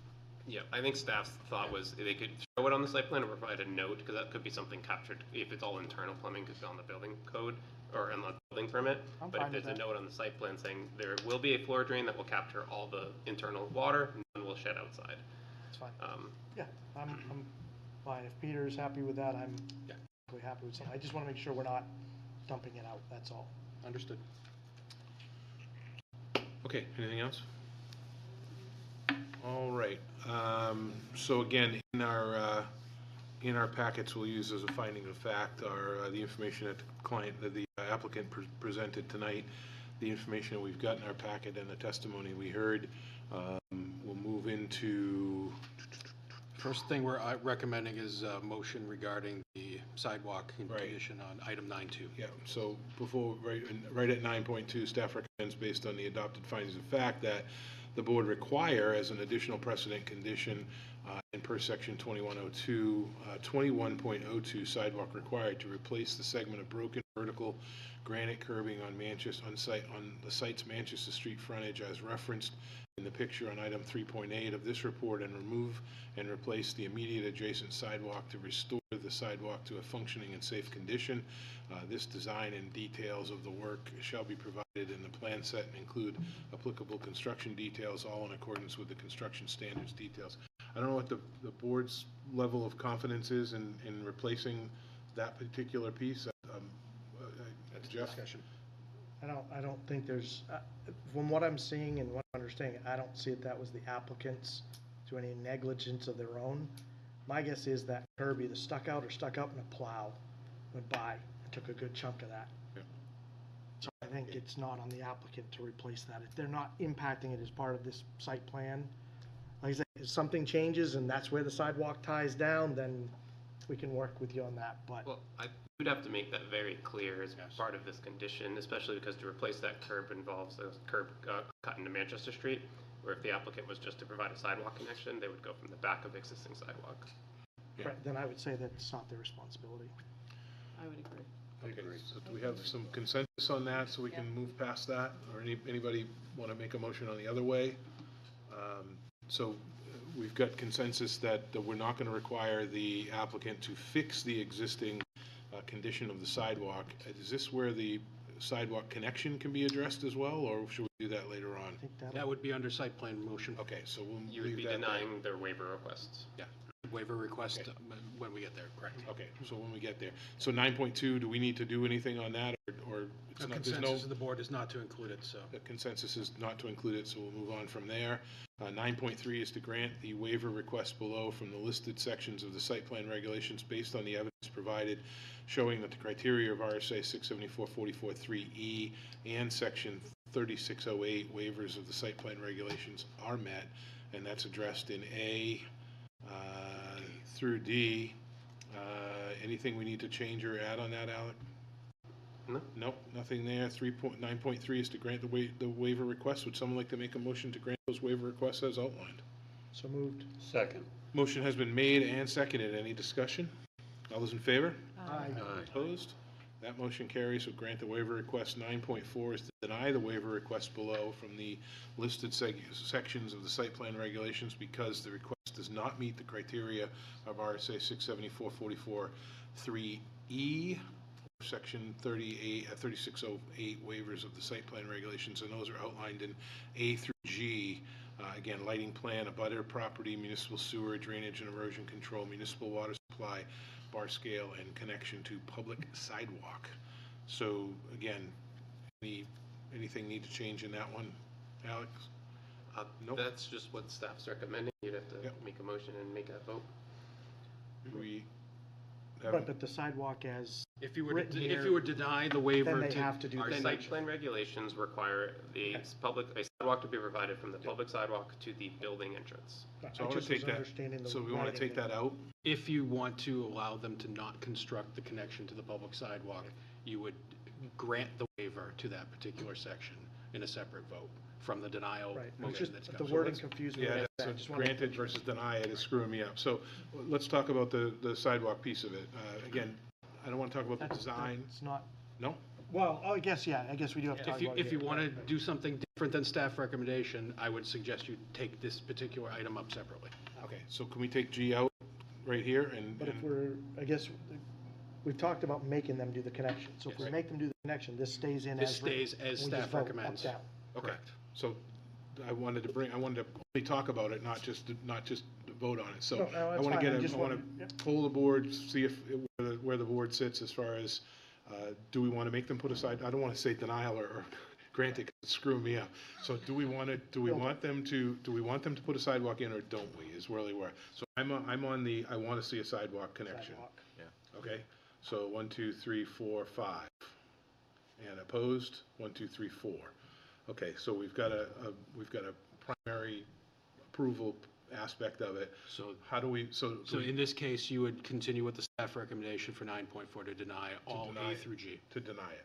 I don't want to get into the designing of it. I think we can allow that to happen. And with that, Staff- gentlemen, Engineering over there. post-approval. Okay, so at this particular point, 9.4 is to stay as is from A through G, to deny the waiver requests as below. Okay, so I'll make that motion that we deny those waiver requests as outlined, A through G. Second. Motions are made and seconded. Further discussion? All those in favor by hands? Aye. Aye. Amanda, for the record, is on. Opposed? Eaton, Teresa, and Matt are opposed. Okay, so that motion denies. The motion Motion carries, the carries waivers are and the denied. waivers are denied. All right, so let's move on. 9.5 is to grant minor site plan approval for the removal. Before you do that, Tim? Alec, architectural design review. Yep, I may recommend that you first, I lost my spot, based on the adopted findings of fact, vote to grant architectural design review approval for the addition of, for an additional 760 square foot two-bay garage at tax map 781Z31, address is 28 Manchester Street in the Gateway Formation. you want to take that Thank as you, Alec. 9.4 A. for the record? 9? Yeah. Yes? Yep, Okay. we'll make sure the minutes Just that. properly reflect it. Okay, someone like to make a motion to grant architectural design review as so eloquently put in So by Alec? moved. Motion's been made. Do we have a second? Second. Any discussion? All those in favor? Aye. Opposed? That motion carries. 9.5, good to go. Grant minor site plan approval for the removal of an existing attached garage and adjacent pavement and construction of a new 760 square foot two-bay garage along with new associated site and drainage improvements at 28 Manchester Street as submitted, subject to the following precedent and subsequent conditions, and those are outlined in precedent conditions 1A through CC. CC at 2, 3, Through 4, and 5. 5, subsequent conditions 1 Through 16. through 16. Would someone like to make a motion to, oop, Mr. Chairman, yeah, we and what need hit to me, add Alec? the- Perhaps, I may have language if it works for you, Jeff, but board may want to consider adding precedent condition 6. Additional spot grades shall be provided on the grading plan to demonstrate proper drainage from the gap and curbing to the east of the proposed garage structure toward the proposed drainage facilities. Correct. Do we have turning templates? That's in, actually it was in here, I apologize, I missed that in Okay, the staff all right. report about the truck. They'll have to just work with, we don't have to put a condition about the sidewalk because we already denied. Correct. Thank you. And there's no issues with the replacement of the dumpster? You No, brought no. up some issues with grade No, and curbing, I'm- because those are addressed. It was addressed. Yeah. And Anything if I else? may, Yep. again, the language with the 760 square feet, if that Yeah. can be amended Yeah, for 100, or 1,003, I For the think ADR, for both. 1003. Correct. post demolition, the new addition is the 1,000. Yeah.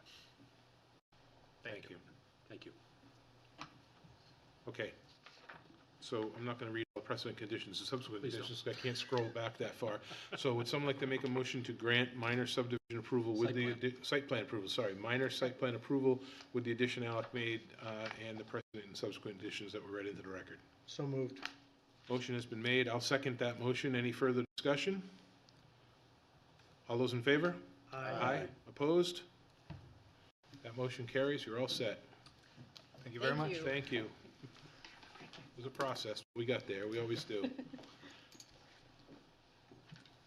Okay, let's read item 9E into the record, if we could. Thanks, Mr. Chairman, member of the board. This is Ryan Tabor and Eastern Development requesting approval for an amendment to a major subdivision application and recorded subdivision plat to grant certain waivers from the subdivision regulations to allow bituminous Cape Cod berm in place of vertical granite curbing throughout the common private drive, to not require street trees along the full length of the common private drive, and instead limit new plantings to the cul-de-sac area and allow existing trees along the approach credit towards compliance, to allow a common drive length of over 1,000 feet, and to allow a common private drive with 3 inches of hot bituminous pavement instead of the required 4 inches, all at tax map 11Z, lot 25-1, addressed as 15 Hot Hole Pond in the open space residential district.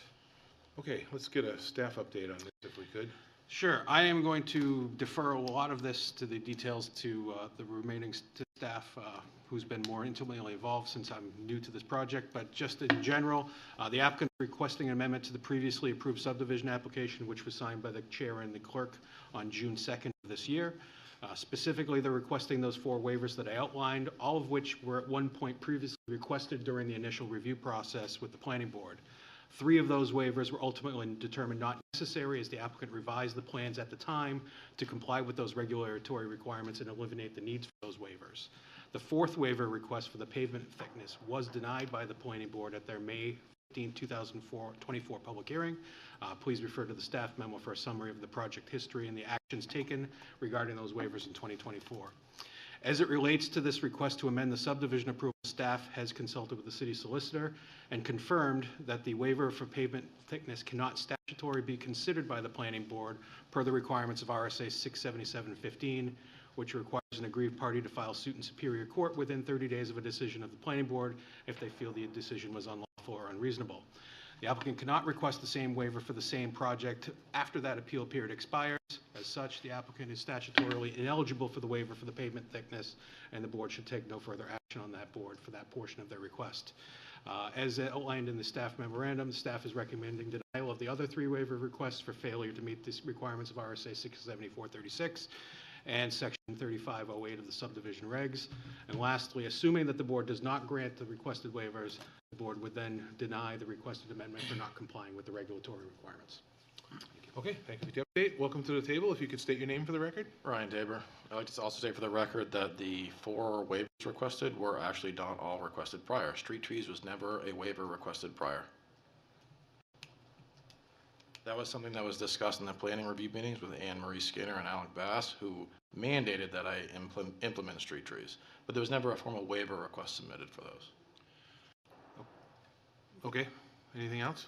So let's open this up to questions from the planning board, starting with the granite curbing versus Cape Cod berm. What do you guys have for questions on that? I don't know that we're not here to ask questions. We're here to listen to why you want. So Cape Cod berm is the same thing as granite curbing. No, it's aesthetically different. No, it's not the same. What's the difference then, engineering-wise? It's a berm of asphalt. It's not a. That you guys implement. Why are you giving me attitude already? Like, you're not even listening to what I'm saying. You guys pave roads in Concord, New Hampshire recently, like Palm Street with Cape Cod berm on both sides of it. You have it on Hot Hole Pond Road, which is this road is off of, which is steeper and narrower than the proposed road. So why is it that a private road with no city allowed entry on private property has to have granite curbing? Engineering wise, it upholds the same. It can sustain the slopes, and it can drain the water that is proposed to drain. How's it handle a plow? What kind of plow? A city plow or a private road plow? Because you're talking about a half-ton pickup plowing the road, maybe a 1-ton versus a 6-ton truck plowing the city roads. And you guys have Cape Cod berm installed on your roads currently. And it doesn't hold up to a plow. So then why do you install it? We don't. You do. It's on Palm Street currently. You guys just paved Palm Street in May of this year. So you put Cape Cod berm on both We don't sides of pave- it. We're not in charge of paving, we're in charge of plans. So the planning department didn't do anything on Palm Street. We didn't go through and say, put new Cape Cod. It's a berm on public here. right-of-way you installed Cape Okay. Cod berm on. So why is it a private road in the residential district surrounded by woods and trees has to have granite curbing installed? The only rationale behind that is aesthetics versus actual engineering basis. Okay. Yep, Eaton. I'm new to this board, so I don't recall your initial application. Did I hear Tim's summary that it's the 2003 approval? 2003 was the initial. 2023. 2023. The plan was officially signed by the planning board and, And did that plan have these conditions stated in there? the Required- approved plan requires and shows, indicates currently. And these were discussed in planning review meetings with Alec Bass and Anne Marie Skinner, who mandated granite curbing. They said Cape Cod berm was not allowed, which it is, and is actually being installed in Concord, New Hampshire, on public right-of-ways. If I This may- is a private right-of-way If I can complete my answer to the question, the approved plans indicate granite curbing. And that was, by force. so in 2023, you were on notice that your subdivision had these conditions. Did you appeal to the Superior Court? No, there was no amendment at the time because the actual approval was based on granite curbing. I was told in the planning review meetings, and it's in writing via email and staff report, that granite curbing is required. Cape Cod berm is not allowed. However, Hot Hole Pond Road, Palm Street, and there's several other streets in Concord, New Hampshire have Cape Cod berm installed on them on public right-of-ways. Again, we all have to remember, this is a private development, private road. The city has no right to entry, no right to maintenance. They have no reason to even care if it's Cape Cod berm or granite curbing. The plowing is going to be different, the maintenance is going to be different than the city is going to require. So my concern is that of our legal authority to do anything. And if the cited statute that I heard Tim say to that you shall appeal. That was for pavement thickness. Do we have the ability to even hear this if the appeal wasn't made? I don't know if we have the For, jurisdiction. for the pavement thickness, no. Our legal counsel is basically, Then why is it on the agenda? And that appeal was to a conditionally approved plan. This is a final recorded approved plan. There's two different things. our city's solicitor has recommended to the board that because the board has previously denied that waiver, and they did not appeal under 677-15, that he is ineligible because this is not a materially different application to request that waiver a second time. The other three requests did not have waiver requests that were acted on by the board during the initial process. So those are eligible to be considered by the planning board as part of this amendment. The pavement thickness is on a recorded plan, not a conditionally approved plan, still pending engineering review. And it's on the agenda, so it needs to be acted on. So Tim, it's your opinion that we have the ability to look at 5(1)A through C as they weren't part of that plan and are still ripe for application before the board? He has the right to request an amendment for waivers that were not denied previously by the board, correct? Well, D is vested for. It was failure to previously appeal. denied by the board, correct? He's basically didn't exhaust he Didn't fall. failed to exhaust his legal remedies. Correct.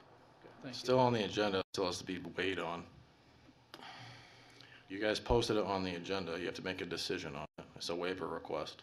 No, we don't have to make a decision on it. Okay, then I can use that as basis. Certainly. Yep, go right at it.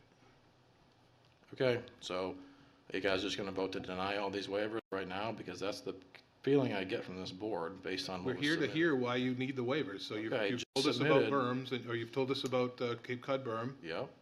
Okay, I submitted the documentation to Alec, which has all the waiver criteria, which shows all the waiver criteria is actually met for each item. That's not what my report says. That's what I submitted to him. He could have circulated No, it to the- you. I'm sure your report, I've got Also right information. here. It's the same thing. You can pull it up. It's with the supplemental materials for Yep. you as part of the agenda. Okay. So Cape Cod berm, it works. It doesn't make any difference besides granite curbing, except the fact that, yeah, if the plow hits it, granite curbing can shift. Cape Cod berm may get a chip out of it. It's easier to replace, it's easier to maintain. It's also more cost effective. Undue hardship is based on the cost and the uniqueness of the site which requires it. Okay, street trees? Street trees, there's existing vegetation, if you want to, I can pull it up and show you. I requested a waiver on this. The cul-de-sac, yes, it's gonna need street trees, because the whole area is being cleared. The entire right side going up the road, as you're driving up the proposed lane, has existing vegetation along it within the 10-foot buffer. And then the first 400 feet of the left side going up has existing vegetation. All that is to remain. The more you cut, the more you pretty much disrupt the basis of the intent there. You're trying to cut trees to plant them, it doesn't make any sense. So I would say put the trees around, if you look at the plot plan, which, the condo plan, which I don't have in front of me, I don't know where to get it on this computer, would be between the corner of the lot from units 1 to 3, there's a power line easement for PSNH, and then around the cul-de-sac. So it'd be a revision to that plan. The existing vegetation remains. Okay. Length of driveway? I don't want to lead you through them here. What do you mean the driveway? Length of, 1,000-foot length of driveway, which is section 2002, which is the other way. What's wrong with the length of the driveway? You know how many roads in this town have cul-de-sacs over 1,000 feet? It's in here as a waiver request under section 2003, length of driveway, common drive, private drive, to allow a residential dead-end common private drive to exceed the length of 1,000 feet. Are you not asking for relief on that? I am asking for relief on that, for 150 feet, from 1,000 feet to 1,150 feet. It's actually 1,149 feet, from edge of pavement on Hot Hole Pond Road to end of cul-de-sac. It doesn't change the clearing, it doesn't it doesn't change any of the engineering on the road except the curbing requirement, because it goes from 3 to 8 units, from 9 to plus units. All the stormwater remains the same, nothing else changes except you can get one more unit in there, so actually use the land as intended. It doesn't pose any type of safety factor risk, because the road's actually 50% wider than the fire department requires. Fire department requires 16-foot wide road, this I believe is 24 feet. There's plenty of room around the cul-de-sac. Even looking at Swan Circle, which is just across the street, yes, it's a shorter road, the cul-de-sac's the same size. Fire department has no issues accessing that. The other two roads, I believe, was Coventry Road and Farmwood Road. Yes, they're over 25 years old. That demonstrates history that the fire department has had no emergency access issues with those roads over a 25-year period. So why is it a road even shorter than those two would not be allowed? And I also referenced Shelburne Lane. Shelburne Lane is a phased development, yes, and it's going to have a secondary egress. However, I don't believe that's been constructed yet. And with that, people are buying and moving into those homes. There's no issue with the fire department, given that that road's over 1,000 feet long, and that they are currently moving into those homes without the secondary egress. All of these sites I've referenced have private water. So it's based on precedent. That's what it's for. Okay. It doesn't change anything engineering-wise, like I said, except the granite curbing requirement. The road width stays the same. The length increases slightly. It get better intent use out of the land. So again, these plans have been approved back in 2023, 2024. So what's changed, and now why are you back for a waiver? You guys realize what construction costs are now? They're double what they were last year. Yeah. So the delay from the planning board last year, or from Concord Engineering, caused numbers to go through the roof. So it makes the project nearly impossible. Granite curbing is substantially more expensive than Cape Cod berm. Cape Cod berm works just the same, whether you agree or not. I mean, I'm not going to be plowing the road with the same state trucks you guys use to plow the road. It's going to be a small guy, like I said, in a half ton, maybe a 1 ton. So it's, I'm not worried about the curbing. And you guys don't have any maintenance over the curbing, the road, street trees, none of it. It's all the HOA. So whoever buys into it, and I own part of that until I sell the last unit. Once that's done, I still have a skin in the game. So yeah, I would like to see things go accordingly, but you have to also weigh in the fact that things are way more expensive now. So Cape Cod berm is more affordable than granite curbing. The street trees, I'm just trying to actually use the existing vegetation, because that's the natural characteristics of the lot, not planting trees which looks commercialized. I understand that downtown 100%. That makes sense. There's no vegetation usually on these lots. This one's surrounded by woods. The road length, yeah, you put 150 feet more of road. You can actually use the benefit of the entire lot based on the regulations versus not. In the pavement thickness, we already discussed that, so you guys are going to agree with that anyways, even though that is completely over-engineered. Okay. Eaton. You mentioned that construction costs are up from 2023. 2024. Do you have any examples of what a curb or driveway would cost now versus 2023 or 4? Granite curbing now is almost $50 a foot. Cape Cod berms around $9 to $10 a foot. What was it? 2024, you're looking at $30 a foot for granite curbing and about $5 a foot for Cape Cod berm. Road work per foot, and you guys can fact check this all you want, almost $1,000 a foot for road work completed. Do the math on a 1,000-foot road. That's $1 million for a road. Think about what your housing costs are going to be. They're already substantially high. I'm not using cost as the basis factor for this, but it is a significant piece to it. But the uniqueness of the lot is what drives this, because there's a 50-foot access for 400 feet to get into the lot. I asked you what the basis of, what the reasoning was, and you said cost. So is there another reason other than cost? The uniqueness of the lot. There's a 50-foot access. Doesn't change since when we approved it originally. I mean, the reason you're coming back is something substantial has changed, and the cost. Cost is the biggest piece. The only reason I went with granite curbing is because it was mandated by Alec Bass and Anne Marie Skinner. It doesn't have to do who mandated it. It's It does mandated. have to do with that, and it's in recorded meetings. It doesn't, that they said it is because they said it because it's part of the city regs. It doesn't. But it's Cape Cod berms also approved in the city regs. So why is it mandated on a private site? Same thing with street trees. There's a reason that within 10 feet of edge of road, you're allowed to use existing vegetation instead of planting new street trees. Okay. Your road length has did you have a waiver question? requirements. You mentioned the street trees, and I'm looking at one of your plans in the supplemental showing the existing tree line. And the existing tree line is on the property line, meaning your property line and the trees that are required to be on the Sunny Drive, is in your property line. Where I'm going with this is that whatever's happening on the property line on your abutter or whoever's adjacent isn't your, can't take credit for it. I'm not taking And credit. So I'm looking at your tree line, just say the northern side of the street, and the vegetation over there. Again, I'm looking at it from what is that Altus has indicated. The from your slope is engineer. on the property line. You have a 1 1/4 to 1 slope. You have property line, 1 1/4 to 1 slope, drainage for the road. On the side going up on I believe it's the north. I don't have it in front of me. I'm not taking credit for anyone else's trees by any means. The property line's tight. The access is only 50 feet in there. The whole engineering was tight. I know that because the north side of Sunny Lane, as it comes from, was it Hot Hole Pond, you're right up against your own property line. Again, your vegetation, our requirements are based on your property line, not your neighbor's. And I share the same property line. your vegetation is right at the property line, really in the neighbor's property. I We're saved putting- the trees going up the road on purpose because I don't want to clear cut between the neighbor and myself.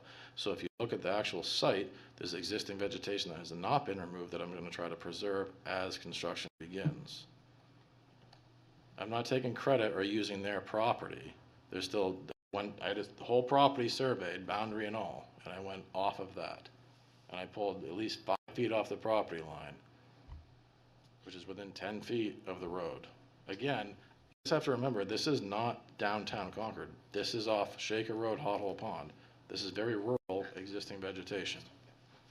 Oh, I know. So why plant trees in the woods? Okay, let's move on. Matt? May I ask Mr. Tabor a couple questions? Certainly. Okay. Good evening, Mr. Tabor. So there's a plan set that was included with your request. This is the approved plan set that was signed, I assume, back in June of this year? Yes. Yep. Is that correct? Yeah, the planning board emailed me multiple times to get it recorded when I wasn't Okay. ready to record it.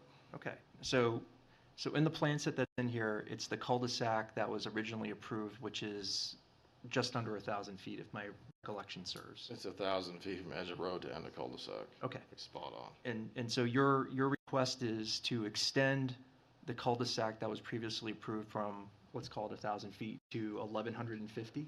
Yeah, I believe it's 1149 to the end of it, which allows for a 9th driveway. Okay. And so right now, when you got your project approved previously in 2023, it was for an 8-unit detached condominium, correct? Originally, it was 9 units proposed.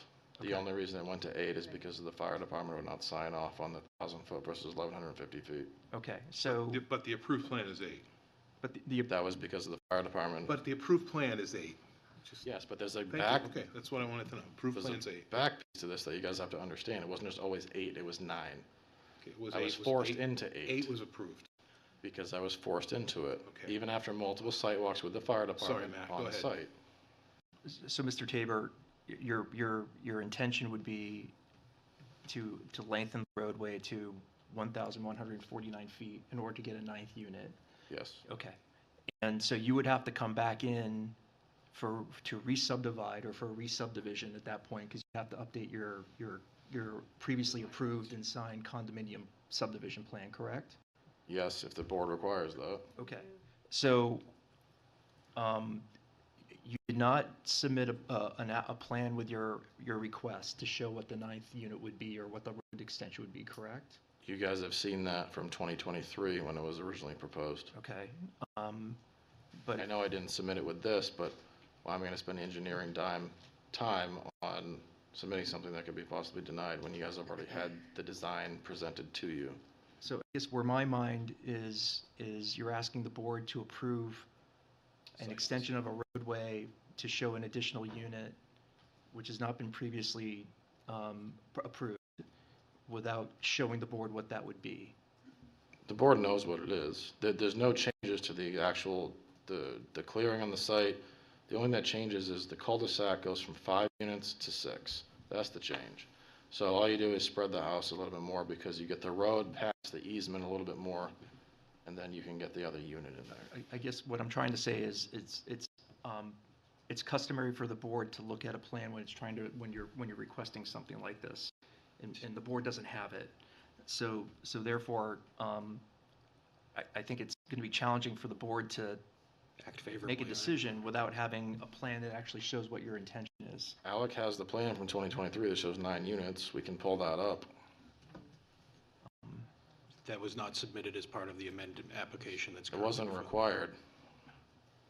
So, But if we're talking about looking at the plan, why don't we pull it up? It doesn't work that way. There's You gotta no understand how- completeness component when, in regards to an amendment request. You know, we take what you've submitted. You're providing some information during this public hearing that even, you know, we as staff didn't necessarily have. You know, What didn't you have? your request was to, for example, the road length. Your request was to grant a waiver to allow a road that exceeded 1,000 length. I'm not aware in the material you provided, which stated how long that is, the design, the layout, or any of that information. You've reviewed it. It's in your staff report from 2023. But there's no connection for me to know that what your waiver request was referencing. You didn't reference the previous plan or anything like that. We don't know what you could be. That's just calling gray area. But that's fine. I mean, you guys can vote on it based on having a revised plan to review.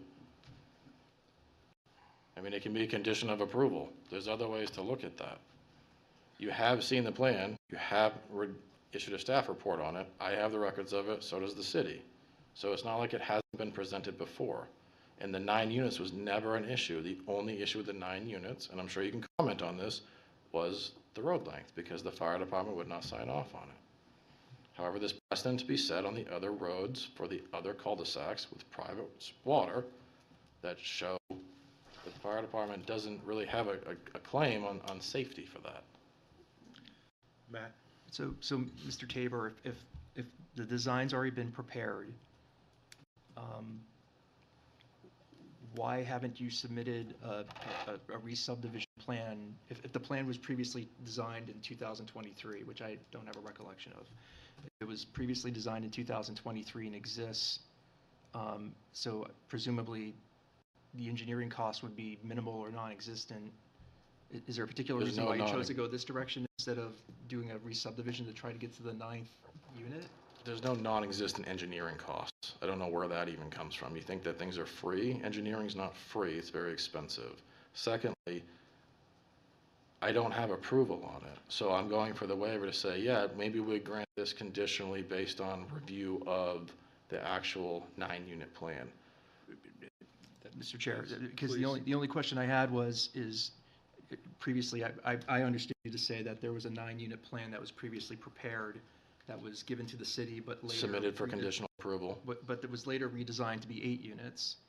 based on city feedback because of the fire department. So therefore, the plan with 9 units exists, and it could be resubmitted, I suppose, for a re-subdivision. As an amendment or a re-subdivision. Instead of, I think the challenge is you're asking the board to try and, again, consider something without a plan in front of it. Your intention is to try and get a 9th unit, which inherently requires the re-subdivision. You're telling us there's a plan that already shows that was given to the city, and then you later redesigned because of comments from the fire department about overall length of the cul-de-sac.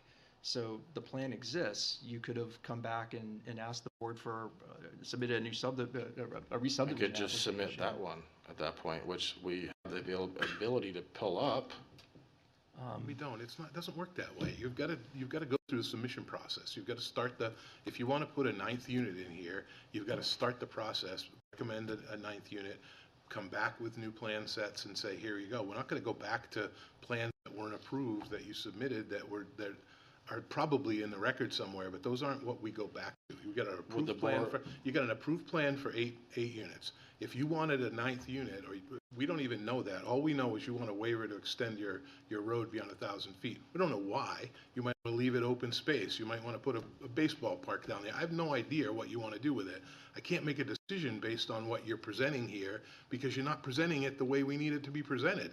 If you can just give me a chance and don't add to your comments. I got your comments over and over. I'm telling you, our process needs to be followed, and our process needs to be done, and check marks need to be done. When we get a report that says that the staff recommends denial of all of these waivers, you can't come in and tell us that you don't know what you're doing, and I should be doing this, and I should be doing that, and you should be going back to plans that weren't approved. It doesn't work that way. Have you read the staff denial report? Because it doesn't have any factual basis to it. I'm not seeing any factual basis from you that says I need a a waiver, emailed this to the city. other than it costs more. It's not just cost, it's uniqueness of the law. There's undue hardship on every single that helps us make waiver. a decision. I can clearly tell from the board is biased on this. The board is not biased It on is it. We're biased. looking You've for been a reason biased to since they approve came a up here. plan. You've had a different tone towards me versus every other person that sat here for an hour and 30 minutes before I did. They're all And it was prepared the to come same in as and before. present a Then why plan. wasn't it communicated to me that I would not be on this agenda and that I would need to submit a plan for that? It was not. It was in Your first writing. question was question to us and say, tell me what you want to hear. It wasn't That's tell you not what the you way want it to works. hear. It was the first thing you I said to us. asked what the board has for questions. It wasn't about what I want to hear from you. You what come you to want us to to hear. present a reason why you should be getting these waivers. You should have been prepared to say, here's the 4 I'm asking for, and here's the basis for what I want them for. Here's the plans. I went over the Please, basis. can I talk? Please. And the reason I'm a little bit different in the sense is because you came up with a different attitude. You didn't come up here presenting a comprehensive plan. You came up saying, this is what I want, and you guys don't know what you're doing unless you approve it. And Well, Alex and Tim came over and opened up this plan for other applicants, but I didn't get the same behavior there. I don't even have the link here to pull it up for anything for this meeting. I don't know where it is in this computer. It's the city computer. But they came up for the other applicants. Why couldn't they do that for me? That shows what did you disfavor need- right What there. do you need to bring up?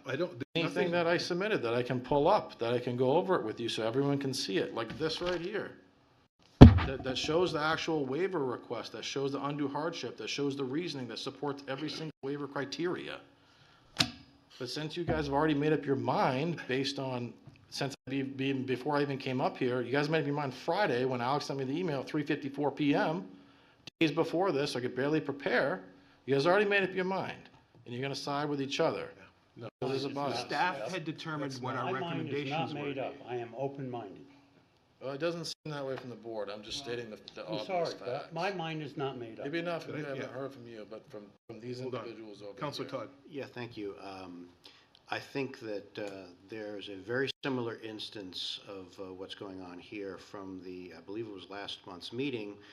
We had a presentation, and I won't go into the details of that, but basically, I believe that the board came to the same conclusion, that we would have liked to have seen a complete plan.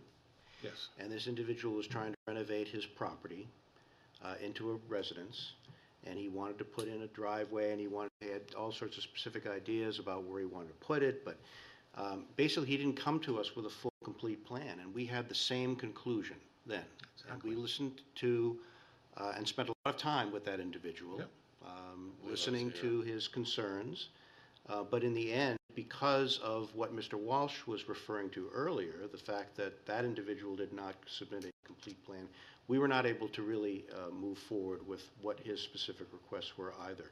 So I think that that's what we're trying to get at, is that there's a consistency of process here, so that it's fair to everybody. And we're going to try to continue to follow the same process so that it's fair to everybody. So I understand that, and I appreciate that. And I understand that for the 9 units versus the 8 with the road length. However, the granite curbing, the street trees, I don't know if you need a plan for that per se. I mean, we went over it, and we can pull up the approved plan. I can show you, just as other applicants do, where the street trees would be and wouldn't be, and then where the curbing would be and wouldn't be. So I don't know if we need an updated plan for that, because the plan's not going to show, instead of saying granite curbing, it's going to say Cape Cod berm. That's the only thing that's going to change on that. Pete. Thank you, Mr. Chair. I think it's self-evident that granite curb is much more durable than Cape Cod berm, and that is what the standard request in site plans and subdivision plans. Yes, the city does occasionally use Cape Cod berm to save the taxpayers money. So then why can't I do it? I have no control, this board has no control over that. Yes, you do. You mandated granite curbing. You just said, so the taxpayers can save money. What about the developer who's building houses for the town? General services, the planning board has no control over general services, what they do, what they pave, where they pave, and how they pave. Someone in the city approved it, and they approved it for public right-of-ways. Suggest that granite curb is as good or as durable as Cape Cod berm is as ridiculous as saying 3 inches of pavement is as good as 4. What do you drive on down the road outside of Concord? It's 3 inches of pavement. 4 inches is heavy duty. It's your aggregate subbase, and you're an engineer, and you commented on this in when I requested the waiver for it before. And you made comment that, yeah, 3 inches is the standard. And that, oh, it'll last 10 to 15 years. It's also a low-traffic road. You guys have to look at the facts, not opinion, and actually support it with evidentiary facts. What I said was 3 inches would be the bare minimum, but if you want the road to last, then you use more pavement. If you want the road to last, you use granite. Because once Granite has nothing. Project, those people are going to be left with the maintenance bills on our road. What does granite have to do with protecting the road? Absolutely nothing. Cape Cod berm has been installed on a Hot Hole Pond Road for over 15 years, according to the city, and there's no issues with it, and there's no plow marks in it at that. This is also a private development. Any member of the audience have any questions or concerns about this application? If not, we're going to close the public hearing. I'm going to ask you to step back. So we'll close the public hearing. Any other comments, questions, concerns from staff? I'm at a loss, but Mr. Chairman, I think my observation would be that I think the board probably can make a decision about curbing in the street tree issue. Yep. The length. I'm okay the with the length length. issue. The length issue. I don't think the board has enough information, especially if there's an intention for a re-subdivision to add a 9th unit. I'll just to add my own 2 cents. I slightly disagree that there's appropriate materials submitted to make those decisions to amend a plan, because we don't have a plan that is being amended that was submitted. We have written waiver requests to a non-existent plan at this stage. Alec. Yep, if I may, I could certainly, staff's, recommendations and thoughts are in the staff report. If you want, we can summarize them. I think this, particularly with the curbing, it could be made, staff thought it was worth mentioning that the applicant previously received a waiver to allow a road with a 10% grade slope grade, where normally 8 is allowed. Once the drive exceeds 6%, the engineering and the planning board can require curbing. And so we, the planning board required that one, and it was approved with sloped granite curbing on a road that was at 10%, where normally 8% is required. So that's kind of in our staff report. Staff is of the opinion that granite curbing is a more durable product than the asphalt berm. And I think that's probably about most of the information I think the board needed for consideration on that. I would. The public hearing's closed. Please sit down or go. I would also add, when it comes to the street trees requests, the applicant is required to provide a certain amount of street trees. The regulations do state that, certain trees, if they're within a certain proximity and there's other criteria, can count toward that. To me, it's a little unclear without a plan and exactly what the applicant's stating. If there are trees that meet these criteria, they could be shown on the plan against that tree count. Okay. And that isn't or hasn't been provided yet. Yes. Okay, so from a decisions perspective, again, you leave it open to say, if you want this, show us, is what you're saying. Oh, well, certainly that, if there are trees that can count towards the tree count. Alternatively, the applicant provided a plan designed by a licensed landscape architect, that met our regulations. Yep. Mr. Chairman, can I ask a question? Can I understand, I just want to understand, the regulation 28, was it 046 about the street trees, says trees within 10 feet of the right-of-way. That is the right-of-way of the roadway? So in this case, where there's not a city right-of-way, does that become edge of pavement? Or common private. Okay. If you look at the landscape plan that's in his supplemental, it shows slope work 15 to 20 feet up the slope, which means there are no trees that are going to remain in that 10-foot to take credit for. So, on both sides, you've got a lot of slope work to create this. So there realistically is not going to be any trees within 10 feet potentially to take credit for. Okay. Yes, I can understand his saying from the top of the slope to the property line, there may be some, but the regulation is 10 feet from the right-of-way, which... 10 feet up an angle, that's not 10 true feet. Please, honest to God. Please, just be quiet. Can you be quiet, please? Anything, sorry, Jeff, for interrupting again. No, that's all right, Mr. Chairman. So, I mean, I was trying to pull back up the landscaping plan to better understand, looking at the slopes and freezing up on me. I mean, scaling off the plan, the slope is 10 feet in plan view, not 10 feet on slope. Yeah. So, I don't understand how trees are going to be remaining there that could take credit for, based on what I'm seeing in the plans that are in the supplemental documents. Okay. David? Just from a standpoint, what's going to change on the 1,000 feet versus the 1,149 from a fire department standpoint? Are they going to change their minds? We don't have a plan to give them to make a recommendation.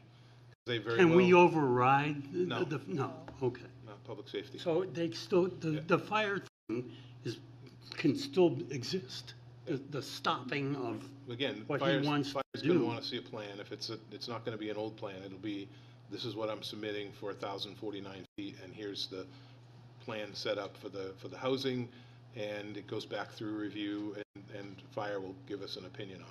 Okay, so is there any historical data that tells us that they changed their mind? I don't know. Okay, Very thank often. you. Did I see, Council, no? Well, I guess, I don't think that we're going to have an answer to this. That's why I hesitated a little bit. Yeah. But what would be an example, or can we cite any instances where we would have actually granted waivers for, let's say, the berm? Is there anything that comes to mind in recent memory?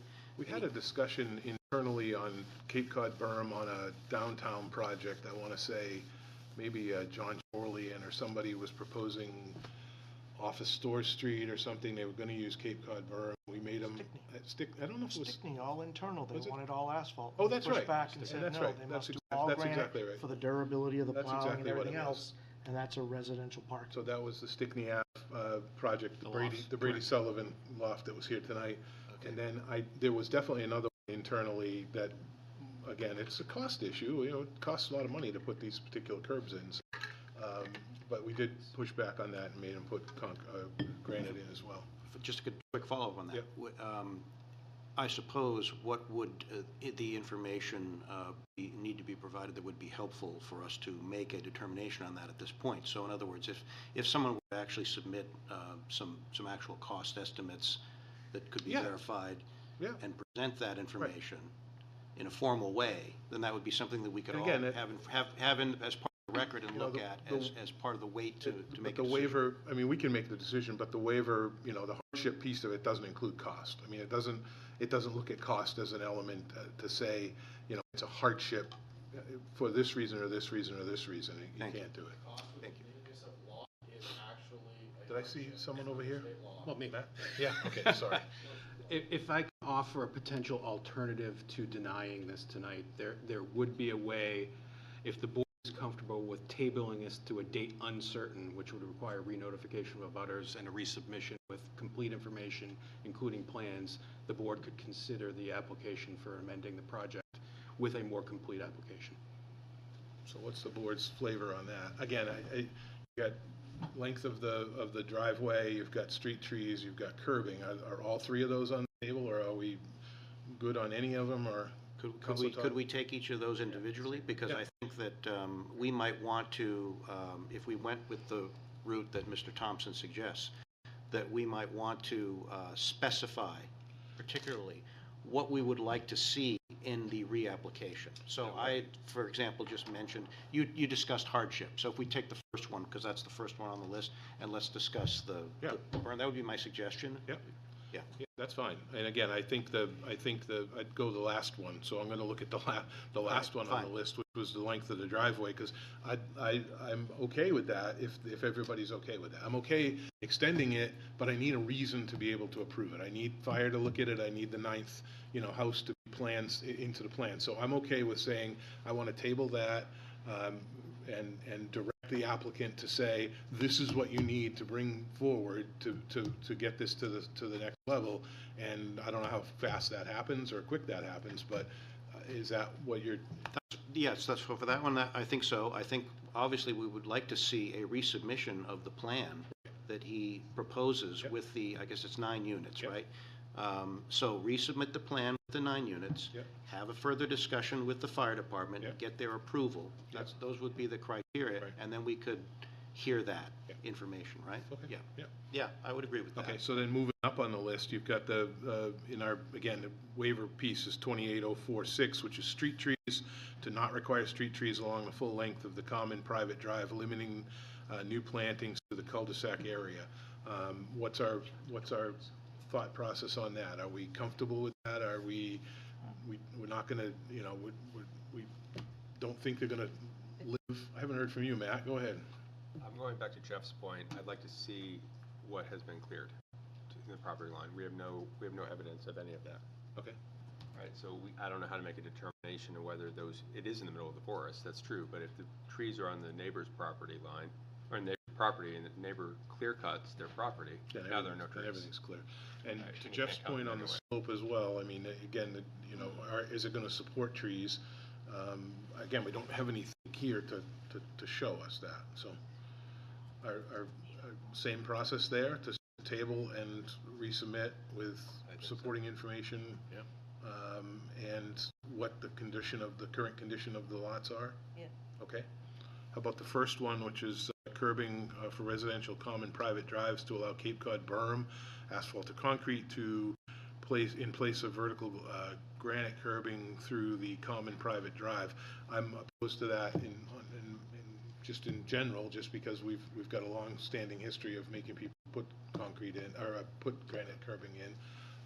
Thought process on that, where do we stand? Anybody have thoughts one way or the other? Problem with Cape Cod berms. Okay. I have no problem with Cape Cod berms either. All right. Dina? This property is private, it's not public at all. Yep. I don't have a problem with the berm if it's Jeff? private. I guess I do, only from my history. Yeah. You know, in 32 years being in the engineering construction industry, asphalt curb does not hold up the same. It, granite is a more durable product, whether you're a big plow or a small plow. I've seen plenty of parking lots with asphalt curb everywhere because it's sat on top of the asphalt. It does not sit below the structure. So it doesn't take much to move it. The other issue we got to consider is the granite curb detail is 7 inches and the asphalt berm is only 3 or 4. This is a pretty steep slope on the side, and now we're going to lose another 3 or 4 inches on that slope, and how does that affect the entire slope? Because we had questions about the sloping on the side. So that, I think we need more information on how that's going to be addressed, and does it now make it steeper than what we'd be comfortable with that the road's going to hold up? And I can't remember, does it flatten out at all? Is there steeper sections? It's the whole thing? It's fairly steep the whole way up. All the way up. And then my last one is I also have some thoughts in mind of the long term. This is an HOA, and I'm trying to be respectful of owners. You know, I agree. He says he's on the hook till it's sold, but once it's sold, 6, 7 years down the line or less, if they sell faster, hopefully that works out for them. And that asphalt curb starts to fall apart. Now it's on 8 landowners to pay for all the costs to rebuild that. Okay. And that's where I'm sitting, is that they're on the hook. And I also don't want this to come back 6 or 7 years from now and somebody say, we need the city to take this road over. And we don't meet the standards, so we have to bring it up to standards like we've seen many a time in the city. Yeah, okay. Did you have a question, Amanda? I was agreeing with this, due to the slope of the drive, that I don't see how on the long term, how the Cape Cod berm would sustain. And again, once Mr. Tabor is no longer financially on the hook for this project, that it's then on the HOA. And I want there to be, safe roadway, all that, and that their roadway doesn't start to erode because they don't have the foundation for that. Okay. Eden. I'm still stuck on the 2023 application. Were all 4 of these items addressed then and there? Or these things? Per the approved plan, right now, there were no waivers granted for these items. So they currently, as are signed in the approved plan, those items have been complied with. They've provided street trees. The initial application that was submitted in 2023, I believe, I believe had the nine units and was different in many ways than what was ultimately approved. And through a series of receiving staff reports, coordination with the board, and continuing the application, we bring it to a public hearing. The applicant, through redesign, met a lot of our current standards. But in 2023, with the 8 units that were approved, were all 4 of these items addressed specifically within those approvals, whether they be notes in the plan or part of the permitting process? The design was complied. The design complied. There would be, the applicant proposed sloped granite curbing. There's no need to go. So I'm still stuck on the required appeal to the Superior Court, which lapsed at 30 days after the approval. This seems like we're going back and It's a very fine line between being able to amend versus relitigate the approved plan. It almost seems to me like it's lacking jurisdiction to rule on these issues for failure to appeal back in 2023, if I understand it correctly. So tabling it will allow us to bring the city solicitor in for further review and input. Councilor Todd. I think, I'm sorry, did you have anything? No, that was, my concern is. I agree. I was going to follow up on his comments, actually, though. If, in fact, we received a new official plan that was submitted, and that there was a certain material difference within that plan, then I think we are certainly able then to move forward. Well, that's a different avenue. Then that becomes a new plan, as opposed to Eden's point, which is, I want a waiver on this plan that was approved. You can't, I don't know that you can go back. It's like going back to a jury that, a legal system and saying, I didn't like your decision, I want a different decision. I don't think you can do that. Which I think, I'm hoping that Mr. Tabor is hearing this, because that's the key element here. To make this work, is to have a new plan submitted with the items that we're all discussing here tonight included. that will allow us to listen to this again. Otherwise, I think that you're correct. I mean, obviously, we can't. Well, I think, can't I think it's relitigate two, the- I think it's Relitigate, two-factor. yeah. I think it's first and foremost going back to city solicitor and say, here's what we heard, go watch the tape, see what was discussed. Yeah. Can we statutorily or, legally go and make changes to this Without having an without having an amending plan? And I don't think that we can, but that's, I know we can't with the length, the depth of the asphalt. Yes, sir, Matt. Mr. Chair, so, and Mr. Thompson jump in and Mr. Bass jump in. If you have questions about the legality of the application, you could always continue this hearing and application to date certain, which would be the November meeting. November 19th, is that the date? And with a request to either get a legal opinion from the city solicitor, have a attorney-client meeting with the city solicitor to talk these things through. That's completely within the board's rights to do that. So as opposed to tabling and renoticing, if we did a continuation, we wouldn't have to renotice, get opinion, maybe do a non-public session with the city solicitor prior to the meeting, and then be able to hear it. That's absolutely, it's absolutely an option. I suggested the date uncertain just so we could get an additional plan submission so that we get over that hurdle, which I think is, I don't want to put words in the city solicitor's mouth, but I would expect that would be a minimum requirement for an amended plan. Okay, I saw Pete too. Yeah, well, give it the peek because it dovetails into what you just said, Tim. Thank you, Mr. Chair. So two things, the Cape Cod berm issue does come up quite frequently, and I think we actually approved it on the case in front of us previous to this one, where there was Cape Cod berm on site at the Enterprise lot. Okay. And we're gonna let them put it back in. Yeah. And there are other instances where in a parking lot or some minor site, we're okay with Cape Cod berm or recommending approval of Cape Cod berm to the planning board. This road is a whole other thing, and also I want to mention that once you go from 8 to 9 units, it requires the widening of the road from 22 feet to 26 feet. Okay, well, I didn't know that. You guys approved a 9-unit on 20. Carries closed, Mr. Chairman. Just to set the facts straight, I'm not trying to talk, but Yeah, we have to get the actual shocking, facts again. correct. Okay. Same with what Alex said. So Pete, so 26 feet or 24 feet? 26? 26, right? Yeah, on we nine. would have to look, but going from the 8th to the 9th unit does Trigger. into different portions of our subdivision and construction standards. Again, and a reason that would for have to be resubmission with a plan. considered with any type of plan redesign. Okay. So can I ask a question? Sure. I'm not trying to overtalk, but Yeah, we'd have to look back at the staff reports on the approvals for when I had 9-unit submission, because they agreed to, I think it was a 22 or, I think it was a 24-foot wide road on 9 units. So then that would have to carry. No, not if you resubmit, it won't have to carry. If you're Why gonna, would they not object? if you're gonna have to resubmit, it won't carry. Okay, so why would they object to it now when they approved it? Might not, but we need to see it on the plan. And it's based on engineering. Okay, all right. God almighty. I'm just trying to get the facts straight. I- All no, of that, I'm not trying to interrupt, but okay. Things have to be set straight, correct.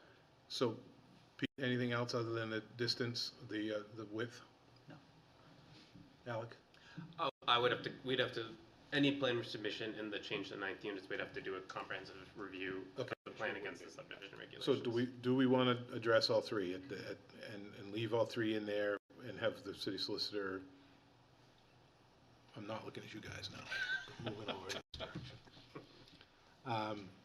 So that's the question before us. Are we comfortable with all three of the requests, the street trees, the curbing, and the length of the driveway? Are we objecting to any of them?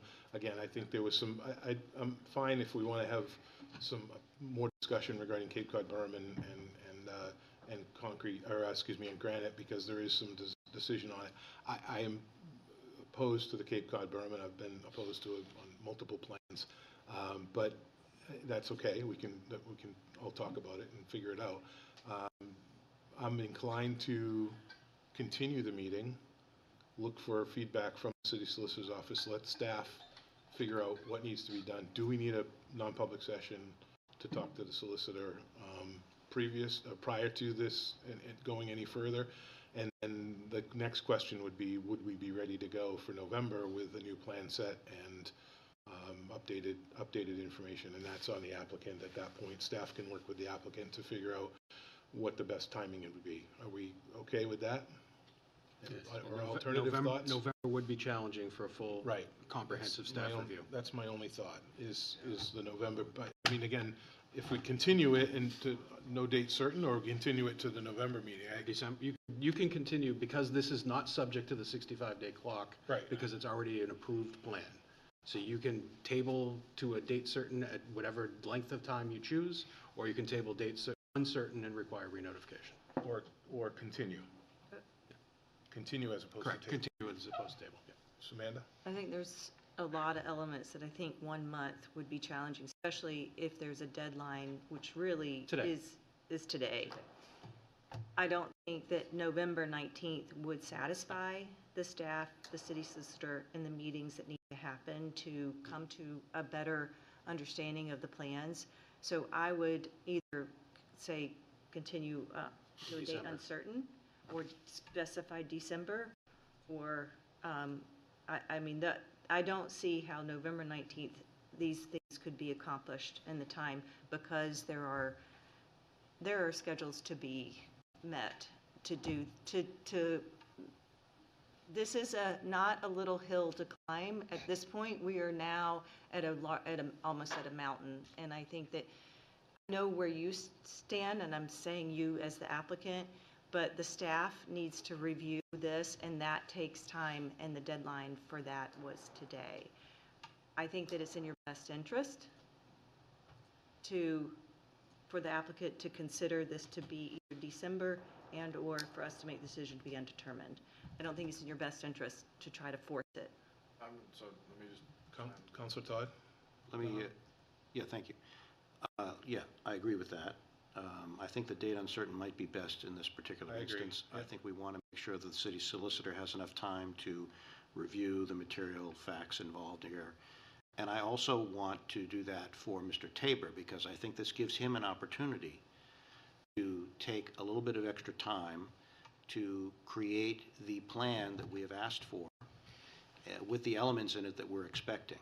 And so that's what I really would strongly encourage, use this time while, on our end, we're looking at particular issues. The issues that you need to look at, and you can take advantage of the time to create the plan that we can have before us, which really, I think will help you, move this along. I was just going to comment. I'm fine with not November, because obviously today was the deadline. December, if you guys want to say December, and then if not ready, continue it, or Yeah. the January. So in that case, I'd rather do no date certain, because then it can come on December. And if he's not ready, then we don't have to table it again at the meeting. So we don't want to put a date certain on it, just because then at that point you're locked into the December. If you're not ready, then we've got to then table it and then renotice it. You'll have to go through the renotice perspective. Councilor Todd? Yes, and I agree with that, and I just would want to also put on the record, that does not mean that we're going to be sitting on our hands on this. We're obviously going to be moving forward, so you'll know that we are still progressing on this, and that, again, gives you the opportunity to continue on your end to move forward. Okay. So, just so, when you continue a date uncertain, the applicant will be required to notify us the typical application deadline of when you want to come back in. He will have to repay the abutter notification fees and provide us with the resubmission materials at that point. Resubmission materials for sure. Okay. If you continue to, you don't have to do the. Well, If they continue to a date certain, then you remain in the public hearing schedule. And I want the applicant and the board to understand that Okay. if by I would say uncertain. go to December 19th to try So and be do fair the to December applicant. 19th date? If that's And then if you acceptable, then we'll Avoid do those that. costs. Yeah, sure. I mean, if it's Okay. up to the board, you put January. Then If that helps you get extra time to kind of work with staff and what plans you need to pull together to try and And get this to a resolution. and I think, I appreciate the offer January meeting. for January. Do you have the January date?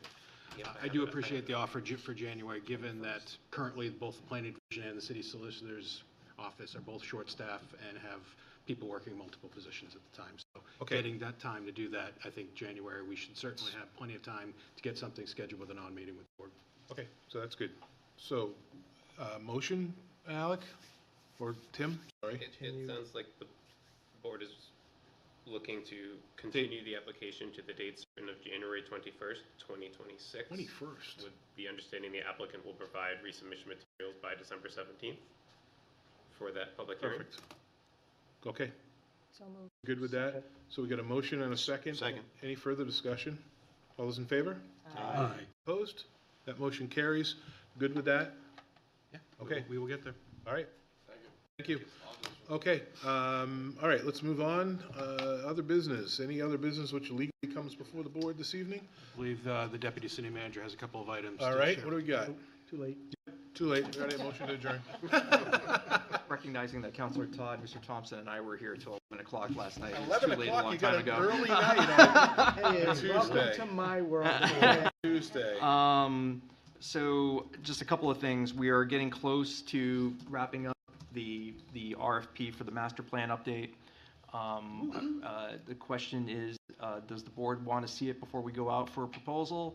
Okay, so we will This have it. board member does, yes. This board member does, so respect that. If it's the will of the board as a body, we're happy to provide it, and we can get it to you at the November meeting. So if that's when you want it. If we want, you want to see it?